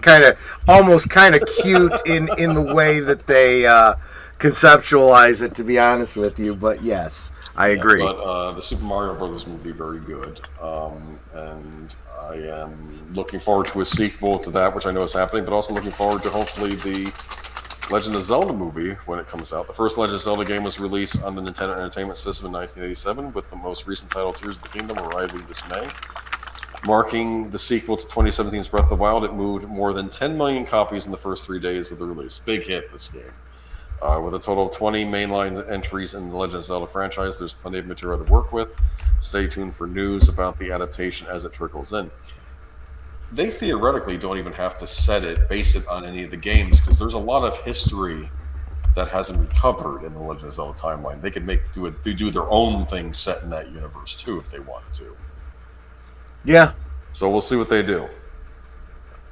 But I don't know. This isn't a big shock. I've heard rumors that they're going to be changing parts of one of the Islands of Adventure segments in Universal Studios Islands Adventure, making it a Zelda-themed area. I'd be surprised if they don't. It'll share it with the Hogwarts area, so we'll see. That's brilliant. That is just absolutely brilliant. This is what I'm saying. That park is going to become what Disney used to be. It kind of already is, actually. What are you snacking on? What's going on here? I just had to get myself a drink, a flavored water, another one. Oh, I thought you were having a biscotti. No, that would be nice. That's what I imagined was being unwrapped, but that's not what happened. Okay. No, it's water. Those really thin plastic water bottles, and you can't even. They don't even hold up to their own weight, so they crinkle just by touching them. Heck, they crinkle if you look at them funny. Matanui, welcome to the chat. Do not buy a digital copy of The French Connection. And Matanui's going to go, what's that? By the way, I did want to give you advice on how to get The French Connection. I don't believe it's still in print, but there's still plenty of copies available. You can even buy new ones off Amazon. I bought a used one off eBay because I wanted to get one with French Connection 1 and 2. But I wanted them to be on 2 separate discs. I think the disc they're selling at Amazon has them both on the same disc. I kind of wanted to break them up. Yeah. But and I bought it used, and I figured, you know what? I'll give it to some guy trying to unload his collection. I'll give him some money rather than anything going to Disney. Though, to be fair, I think even new copies you buy at this point, Disney's not getting the money because I think it's out of print. I think Disney has not bothered to put this movie back into print. Good luck finding a Blu-ray copy, too. Well, apparently, good luck finding a good Blu-ray copy based on what you were saying before about the original. Yeah, if you're in luck and you find the one with the right cover, and you're in a Goodwill somewhere and you see it, pick it up. You'll have the collector sign them on your hands there. But flavored water, release the Kraken only on Fridays, right? Yeah, only on Fridays. That's right. And lately, I've been opening it up to the chat. Anyone who wants to buy me a drink gets to decide what drink I will be drinking in the coming weeks. So last Friday, a very kind listener bought me a White Russian. So I drank a White Russian, a couple White Russians actually, on the stream. And Connie Cleary bought me a drink that I'll be featuring Friday. So you want to see me get blasted on a Friday night? Tune in. This particular week, I'm getting blasted with retro blasting. Yes, that should be an excellent. He has an excellent video up on his channel, by the way, retro blasting. He's actually got a lot of good videos up on his channel. Which one are you referring to? He was talking about something, and I made a point, and I sort of made this point too when you had a guest on one time, because he was wanting to know why I'm so angry all the time. And I think I was making a point that in the old days, when something you liked began to suck or it wasn't good anymore, you could just move on to something else. But the trouble is nowadays, everything is Yes. Yeah, that's the most recent video he put out. He was basically talking about that, how there is no other options. Like, let's say you're reading Spider-Man comics and they go to pot, but then Batman's having a good run. Maybe you're not the biggest Batman fan. Maybe you're not as big a fan of Batman as you're a Spider-Man, but if Batman is at least quality, you're going to run to that and enjoy it for a bit until we get Spider-Man right. I mean, it happened with me with Star Trek. Yeah. That first season of TNG was rough, so I moved on to Doctor Who at that point for a little while. I was watching repeats of that. Well, that was worthwhile, sure. Yeah. And then I moved back to Star Trek when they kind of ironed the kinks out. But yeah. There's a Kraken film coming out this month. Yeah, we mentioned that. It's the anti-Little Mermaid movie. It'd be funny if that does better than the Little Mermaid. Yeah, I agree. Okay. Taika Waititi, I think that's the next one, right? Who directed the movie we talked about a minute ago? Oh, we can go to that one. I thought you wanted to go to Australia. Oh, I think my order's wrong. We can do Australia next. Let's do that. Okay, let's do Australia next. It should just be an Australia section, right? Sure. Because they're both from Australia. Okay. Right. Do you like The Office, Troy? Never actually saw it. Okay, well, this is neither the British nor the American version. It's The Office with a twist. I need to watch the British version. I've seen the American version. Very funny show. It's funny because you find out. I was just going to say, just so because I may not be the only one here that hasn't seen it, My understanding is it kind of lampoons, office Life. dynamics and Yes. politics and whatnot. Big time. The boss is completely clueless Yes.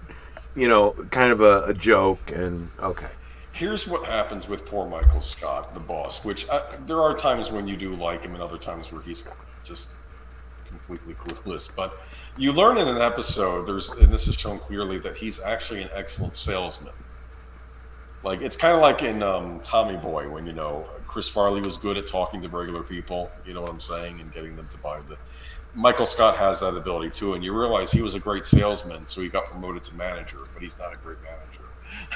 That's the joke. And there are all sorts of horrible dynamics in the office. Like, there's an HR guy which he hates. He's always attacking him whenever he's around, and he's like, Michael Scott. It's funny, I learned later on, though, apparently the British office and the American office exist in the same universe. Oh, that's cool. I think Ricky Gervais's character from the British one meets Michael Scott, and they actually get along because they have similar personalities. So, that is brilliant. Yeah. That makes sense. The Office gets an Australian reboot with a female boss. Okay, so now they're going to change it up, and she's going to be brilliant, and everyone's going to love her, and it's not going to be funny. If they had to use a phrase, they had the cojones to maybe make her be clueless, it might be an interesting series, because that would actually be a brave choice, because, I've had female managers that were competent, I've had others that were not. Exactly. Exactly. Almost like they're human beings, More than Imagine.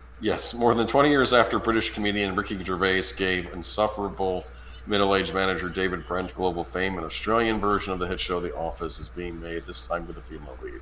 Australian comedian Felicity Ward will play Hannah Howard, the managing director of packaging company Flintley Craddock. The Aussie version of Brent, known as Michael Scott in the hit U.S. series, according to British broadcaster the BBC. Since its debut in 2001, The Office has won multiple awards and inspired local versions in countries including Chile, Israel, India, and Poland. Can you believe that? Yeah. The Australian series is the 13th adaptation and the first to cast a woman in the lead role. According to a press release, the 8-part series follows Ward's character as she goes into quote-unquote survival mode when the company's head office shuts down her branch, forcing everyone to work from home. Ward is best known for her appearance on Australian comedy programs and game shows, as well as the TV miniseries Wakefield and the film The In-Betweeners 2. She has also performed at comedy festivals and tweeted Thursday that she'd been keeping her new role secret for months. The Australian edition is co-produced by the BBC Studios Australia and New Zealand, Bunya Entertainment, and Amazon Studios. Production begins in Sydney in June, and filming is expected to take 8 weeks. In a statement, Gervais, who co-created The Office with Stephen Merchant, said he was excited about the Australian version. Office politics have changed a bit in 20 years, so I can't wait to see how they navigate a modern-day David Brent, he said. After so many adaptations of the hit show worldwide, BBC Studios ANZ General Manager and Creative Production Director Kyle Washington said, "It's now Australia's turn. We figure the world is ready for a lovable, flawed lady boss ruling over her packaging empire in The Office Australia," he said. The new series is set to air in 240 countries from 2024. There's no reason this show has to be bad, so we'll see. Right, exactly. And what you just said, I think the world is ready for a what was it again? A lovable but flawed female lady boss. Yeah, Yes. yeah. Like If they go that route, then yeah, absolutely. See, that's the other thing. Just like the American version was not a direct remake or whatever, reboot or whatever of the British version. Yeah. They're different characters. The This is the same thing. Than Britain. There are going to be different things to, make fun of. And stuff. Well, and you do find that, different countries have different cultures, and different cultures means different humor. So, it'll be interesting to see what Australia brings to the table on this. I think it's less about it being a woman and more about it being Australian, which I'm not saying is a bad thing. It's just different. I'm looking forward to it. I guess Ricky Gervais has a follow-up series to The Office where his character tries to be a singer. That's interesting. Oh gosh, I can only imagine. What would be interesting about this show? It's a work from home thing. I don't know if they would have. Are they going to have it take place during the pandemic? Because they have to. I don't see any other. It'd be funny if it was making fun of the stupidity of Australia's lockdown. That would be interesting. That would be a very Ricky Gervais kind of thing to do, I think. I don't know if they would have the guts to do it though, but it'd be interesting if it just makes if the point of this office is making fun of work from home culture, maybe. That would be brilliant. So we'll see. I mean, if they want a runaway hit on their hands, they ought to embrace that. I wish them the best, and like I said, make everybody funny, including the women. Make them flawed, including the women characters, and this might be good. We'll see. Or it could be a disaster. We don't know. And whatever you do not copy the same scripts. Right, exactly. Because that never works out well. No, it does not. Apparently there was a British version of that 70s show, but they just recopied the same scripts. Oh, yeah, I can't see that working. There was so many things that were very American specific in the humor. Plus, there. England had their own stuff going on in the 70s. They should have done that stuff. But all right, final story of the night. Second to the last. Second to the last. Studio Ghibli, Taika Waititi. Is that what we're doing next? Okay, Let me go back up. Okay, this one may... Yeah, we don't have to spend a lot of time on this one. Taika Waititi is a dumbass, and he says some dumbass stuff. He says some dumbass stuff and some smart stuff here. That's what yeah. Okay. Taika Waititi says he's sick of white people in Hollywood asking him how to improve diversity. Stop asking us what to do, how to fix things, all right? All right. Yeah. Taika Waititi criticized Hollywood for relying on underrepresented voices to fix diversity. Stop asking us what to do, how to fix things, Waititi said on Friday at a THR luncheon. The indigenous directors at Hollywood current solves for diversity weren't authentic. I actually agree with that statement. Mm-hmm. Producer and director Taika Waititi blasted the white power structure in Hollywood for its failure to fix the industry's diversity issues. Speaking at the Hollywood Reporters Raising Our Voices luncheon on Friday, Waititi called out the industry for looking to underrepresented communities to quote-unquote fix the problem of representation. Stop asking us what to do, how to fix things, all right? I'm so tired of this, Waititi said. I'm so tired of the diversity conversations, the inclusivity conversation, all the conversations. All of us want to be working and not having to come and do effing panels and speeches in the middle of our day. Waititi, who is Maori and Jewish, said, well, it's good that the issue is being discussed. It's not enough to simply ask how to fix the problem, but that white decision makers in Hollywood need to come up with their own solutions and ready to give up control to those underrepresented voices. You wonder why there's no indigenous stuff out there, Waititi said. That is the shit you've got us doing, making us come and talk to you about the problem and tell you how to fix it. You fucking broke it, you fix it. Waititi joked that what's currently happening is akin to someone coming into your house, stealing all of your shit and burning your house down and then saying, okay, we need to talk about this. Instead, Waititi suggested you build a fucking house, you burn it down, I'll come back and hopefully you'll get it right. And if you don't get it right, we'll try again. Thor Ragnarok director also said he felt most films and TV shows get diversity wrong. What's happening is we're mistaking that we have to include a person from every single race and every single background and every single part of the human experience in every show and everything that we make. He said that's not reality. It's not authentic. I've never grew up with a group of friends where there was someone who represented every ethnic group in my group of friends. I don't know who the hell grew up like that. Instead, he believes Hollywood needs to work on decolonizing the screen, a term his mentor Murata Mida had coined. I don't want to see one token Polynesian character in your show. What I want to see is a fully Polynesian controlled Polynesian story that's written by and show run a Polynesian person, he said.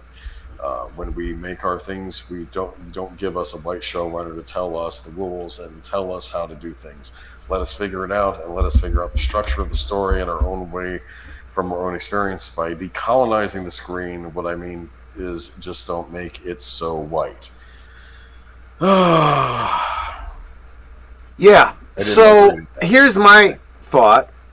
Mm-hmm. You want a Polynesian film? Make it! Don't expect the white people to make your Polynesian film for you. And you won't have a problem. You want it done right?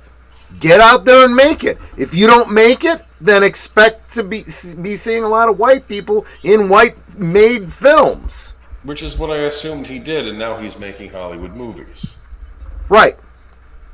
And then he bitches about the fact that, the movies are the way they are. Well, then stop making them for the studios and go make your own movie. I'm getting really sick and tired of, I am so oppressed, I need these people that are, in these studios to... No, start your own damn studio. Independent directors, they would go off and make their own independent movies. Sometimes they'd be picked up by big studios, and then that would be a pathway for them to work in Hollywood. Look at Sam Raimi. He made Evil Dead on a shoestring, and then he was directing Spider-Man eventually, Yeah. We keep talking about, they keep race swapping. He doesn't mention that, but that's another kind of, boneheaded kind of representation. And it's like, you don't need to insert, an ethnic character into a Dutch or French or Spanish or, whatever folktale. There is plenty of African folktales that absolutely should be made. Oh, but wait a minute. Brer Rabbit was one of those, and you don't want him to be seen. Well, that's Disney. But it's true. I think a lot of people would love to see some... you don't have to have some giant messaging. You just take some great folklore from another country, have it made by the people of that country, and let everyone enjoy it and learn something.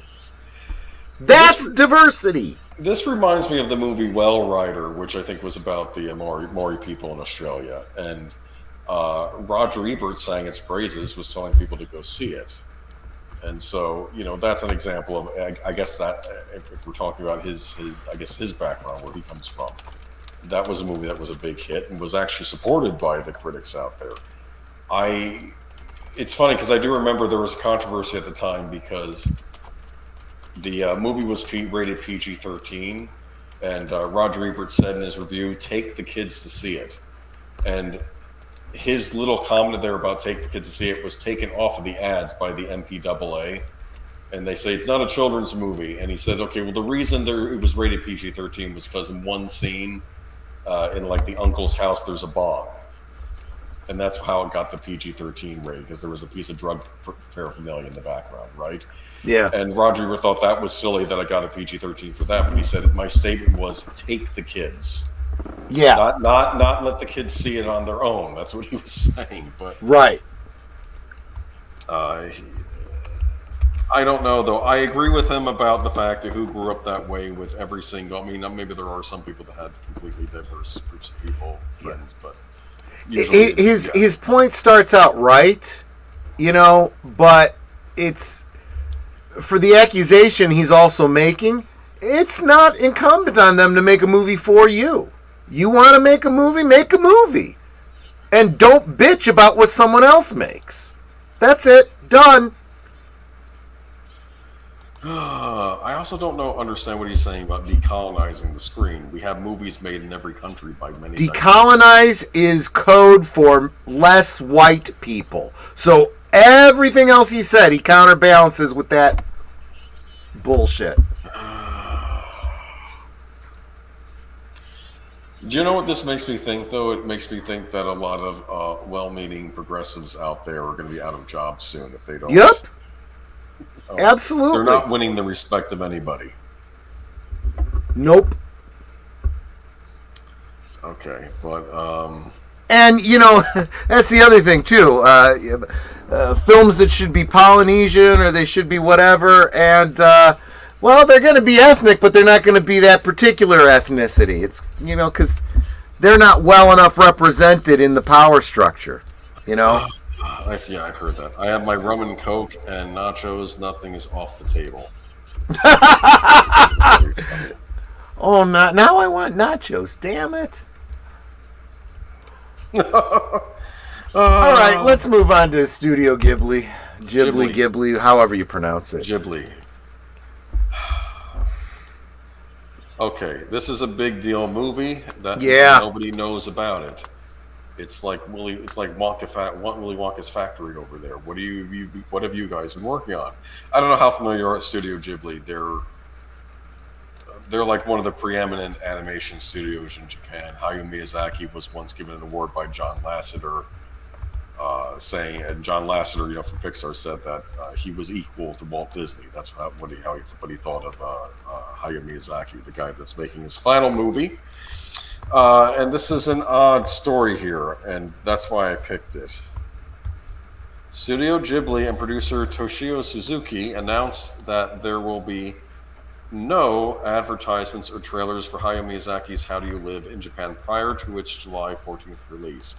For a recent interview with Japanese magazine Bunji Sunji, translated by The Hollywood Reporter, all we've seen so far is a hand-drawn poster. While the U.S. and international release dates have yet to be announced, Studio Ghibli producer and general manager Suzuki said the distribution companies sought to do something different with the rollout of How Do You Live. As part of the company operations over the years, Ghibli has wanted people to come and see the movies we've made, Suzuki said. So we thought about that and done a lot of different things for that purpose. But this time we were like, we don't need to do that. Doing the same thing you've done before over and over, you get tired of it. So we wanted to do something different coming up. Suzuki added, there is an American movie, I almost said the title out loud, coming out this summer around the same time as How Do You Live? They've made 3 trailers for it and released them one at a time. If you watch all 3, you know everything that's going to happen in that movie. So how do moviegoers feel about that? There must be people who, after watching all the trailers, don't want to actually go see the movie. So I wanted to do the opposite of that. The Studio Ghibli highly anticipated new film is Miyazaki's first directorial effort since 2013's The Wind Rises. The director came out of retirement in 2016 to announce How Do You Live, which is among the top animated releases this summer. An international release has not been set, though a fall rollout is expected for the film in the United States. IndieWire has reached out to United States representatives for Studio Ghibli for comment. How Do You Live is an adaptation of Yoshino Genzaburo's 1937 story about a young boy who comes of age while living with his uncle after the death of his father. Miyazaki is dedicating the film to his own grandson. I've been involved with our movie since Nausicaa, The Valley of the Wind in 1984, which was the first time Hayao Miyazaki gently praised me.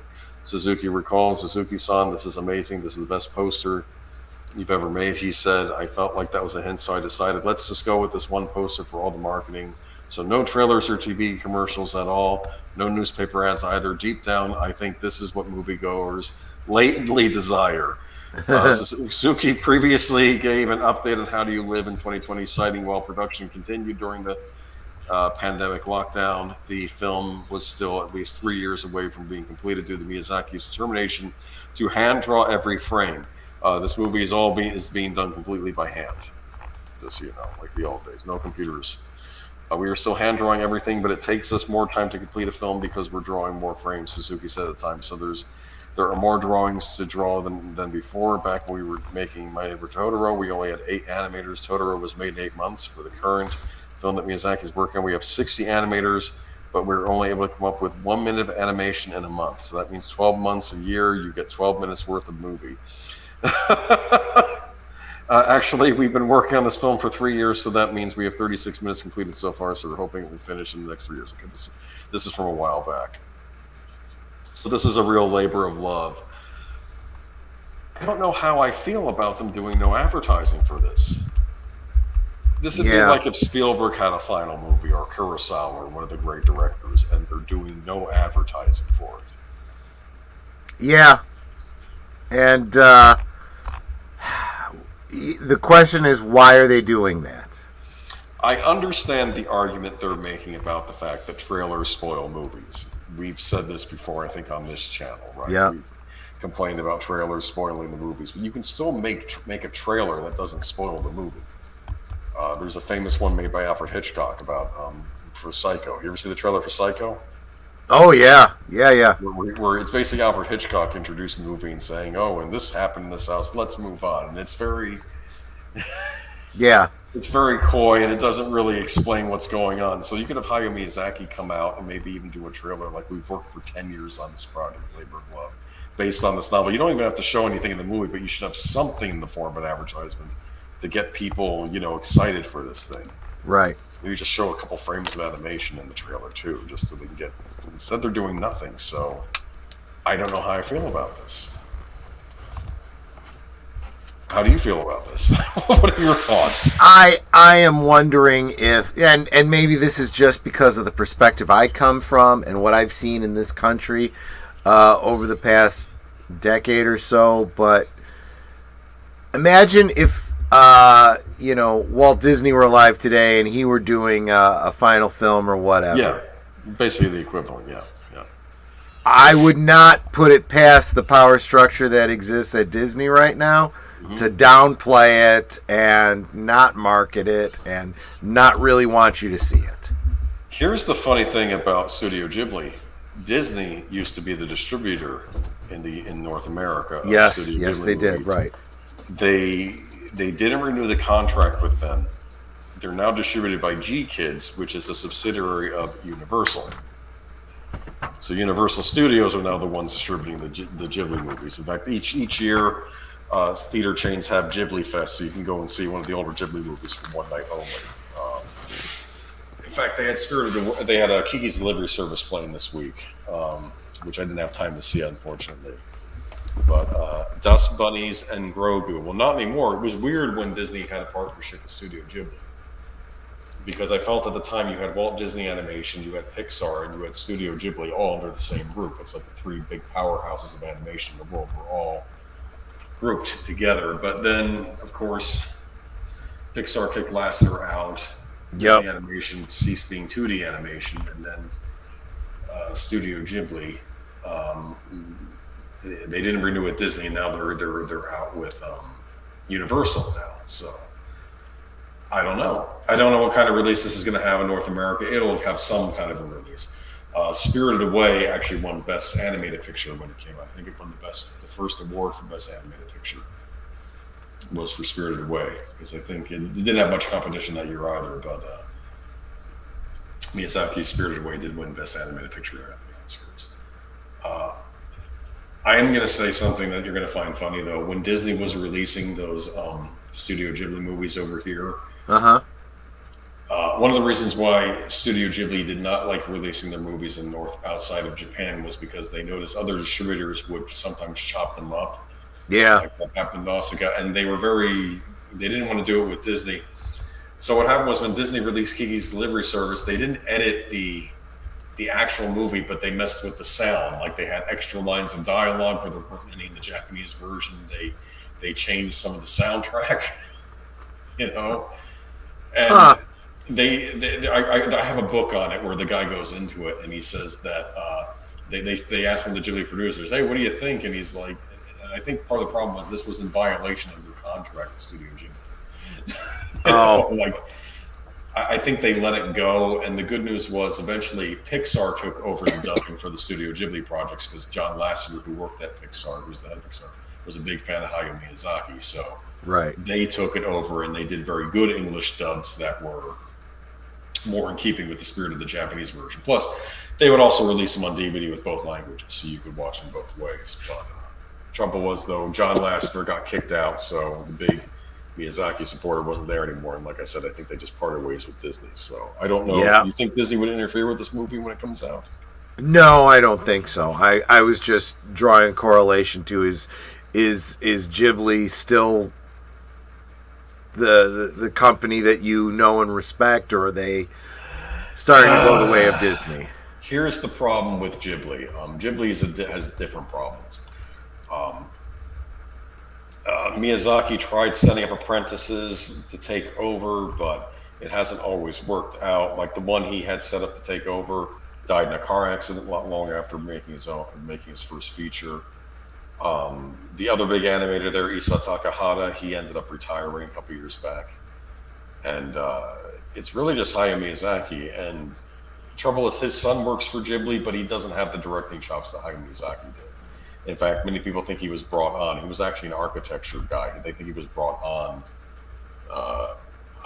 just so the producers could keep a Miyazaki name on animated films, even though he doesn't have the director skills that his dad. Yeah. So that's another I problem. can imagine. He did a disastrous adaptation of Earthsea. Ursula K. Le Guin's Earthsea. They did that as Studio Ghibli, and that is Hayao Miyazaki's son Goro Miyazaki did, and it was a disaster. It was a bad film, and I think he formally apologized publicly for it.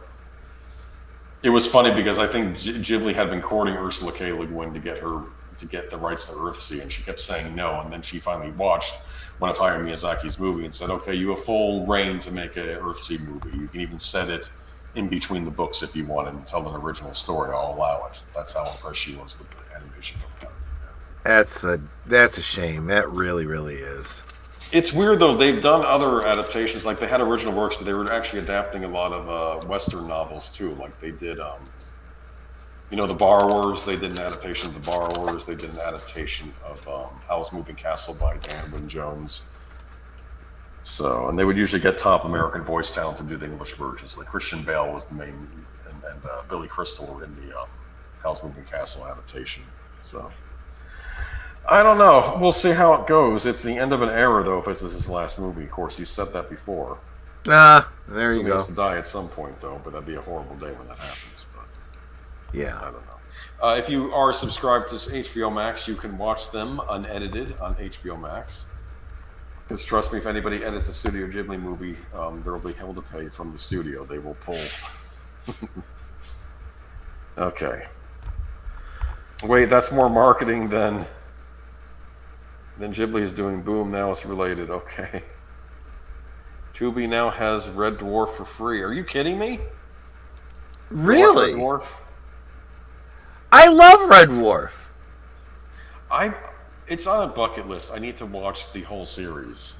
There's a lot to watch now. They'll do another season, and then it'll be gone for a decade, and then they'll do another season. And It's such a bizarre show because they just bring it back every few years, right? Yes. they absolutely do. There's one of my favorite episodes. Is probably one of the best time travel stories I've ever seen. It's called Ouroboros, and it's funny, but it holds up to its own internal time travel logic. It's kind of brilliant. I remembered an episode of the first season where the hologram of his dead roommate, I think, Right. The roommate, he got so tired of hanging out with the other guy, he made a copy of himself to hang out with. Remember? But then the copy of himself and he didn't get along because they were both the same person. So they Yeah. And I often wonder, if I were to make an exact copy of myself, would we start arguing with each other? Would not go along? Oh yeah. I probably wouldn't get along with me at all. I'd probably end up punching myself in the face. Honestly, in 30 some years, I'm surprised that Netter's never punched me in the face. She's just way more tolerant than I am, I guess. I don't know how you sell a movie with no advertising. I can even understand if they don't want to show a lot of the movie, but you have to do something. We'll see. Okay. Devo TV has Firefly for free. Disney owns Firefly now. That's why I have it on DVD before Disney had it. All right. Well, that wraps up the news for tonight. Yep. Kind of a weird news week, wasn't it? Kinda. I guess next week we'll be talking about Elemental, right? I don't know. I'm curious to see how that's going to do at the box office. That's Pixar's newest. I don't expect it to break even. Nothing else this year has. It wasn't received well at Cannes. I know that much. Honestly, that's the other thing. Not only do the general audiences no longer care about Disney, but now the industry's starting to turn on Disney. That's not a good position for them to be in. No. Okay, so coming up tonight at 12:05 a.m. Eastern Standard Time, I guess 11:05 Central Standard Time, is deleted scenes with his, what's the name of it again? After Midnight? The Other Side Other of Side Midnight. of Midnight. I see it here. Yeah. Okay, Other Side of Midnight. So be sure to check that out if you get a chance. And what about tomorrow? You got anything going on? Tomorrow. No. Okay, nothing going on Tuesday, from what I can tell. Wednesday, we do have soundtracks with Birdman. We'll be discussing Casino Royale, Yep. the first of the Daniel Craig Bond films. I think we will have a special guest on. I'll have to see if Zootopia can make it. Let me see. Has the lovely Ava Green in it. Yes. She is not naked, so don't get No, there's up. plenty of other movies you could see. If you want that. Yeah. Let's see. Thursday, Netters Network. Well, I might actually be on. Oh, never mind. Sorry. Let's see. Brandon the anime guy's channel. I haven't firmed that up yet. I'm just seeing that I got an invite and I got to follow up on that. So earlier on Thursday afternoon, you know what? Just keep an eye on my community tab. I'll let everyone know. But yeah, I think I'm going to be on Brandon the anime guy's channel. Brandon the anime guy, what he thinks of them doing no advertisement for Miyazaki's final movie. Oh yeah. I hadn't thought about that. That's a good idea. Right, so yeah, that's a good idea. But I'm trying to think what else. Then yes, you're right. Then on Thursday, Netters Network, Logical Spock from the chat is going to be her guest. So that is 9 Central, 10 Eastern this Thursday. Is there an illogical Spock? I'm sure there is. Probably the Mirror Universe version, right? Well, I think even the Mirror Universe know. is still using logic. It was very clever what they were doing with that Mirror Universe concept, where the humans were good, right? And the Vulcans were good. The Vulcans were just neutral, So if you flip the script, right, I guess there was probably some in the back of their mind thought that maybe the Klingons were the good guys in that universe, but the Vulcans still would have been completely neutral, This is what kills me about Discovery. Some of the Mirror Universe stuff they had in the first season was actually interesting.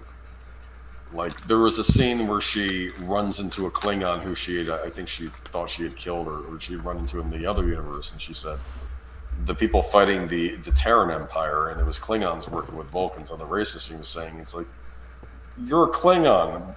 You're getting along with people that aren't your kind. How did this happen? And she was trying to gain insight to figure out how, if they ever got back to the other universe, they could, stop. Yeah. And I think he explains it a bit, what happened on the other side, So that was kind of interesting.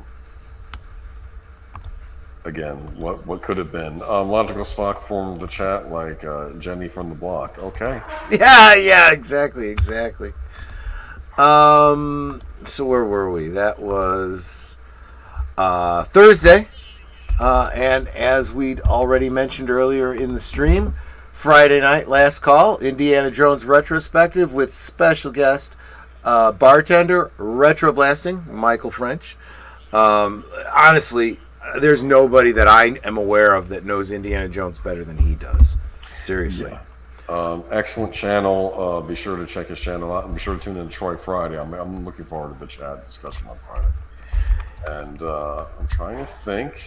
That brings us to Saturday. Saturday, Big Al presents. We're still in James Garner June. Support your local sheriff from 1971. Okay. There's another 70s film. That's a classic. A lot of reuse of the sets, but not a huge budget.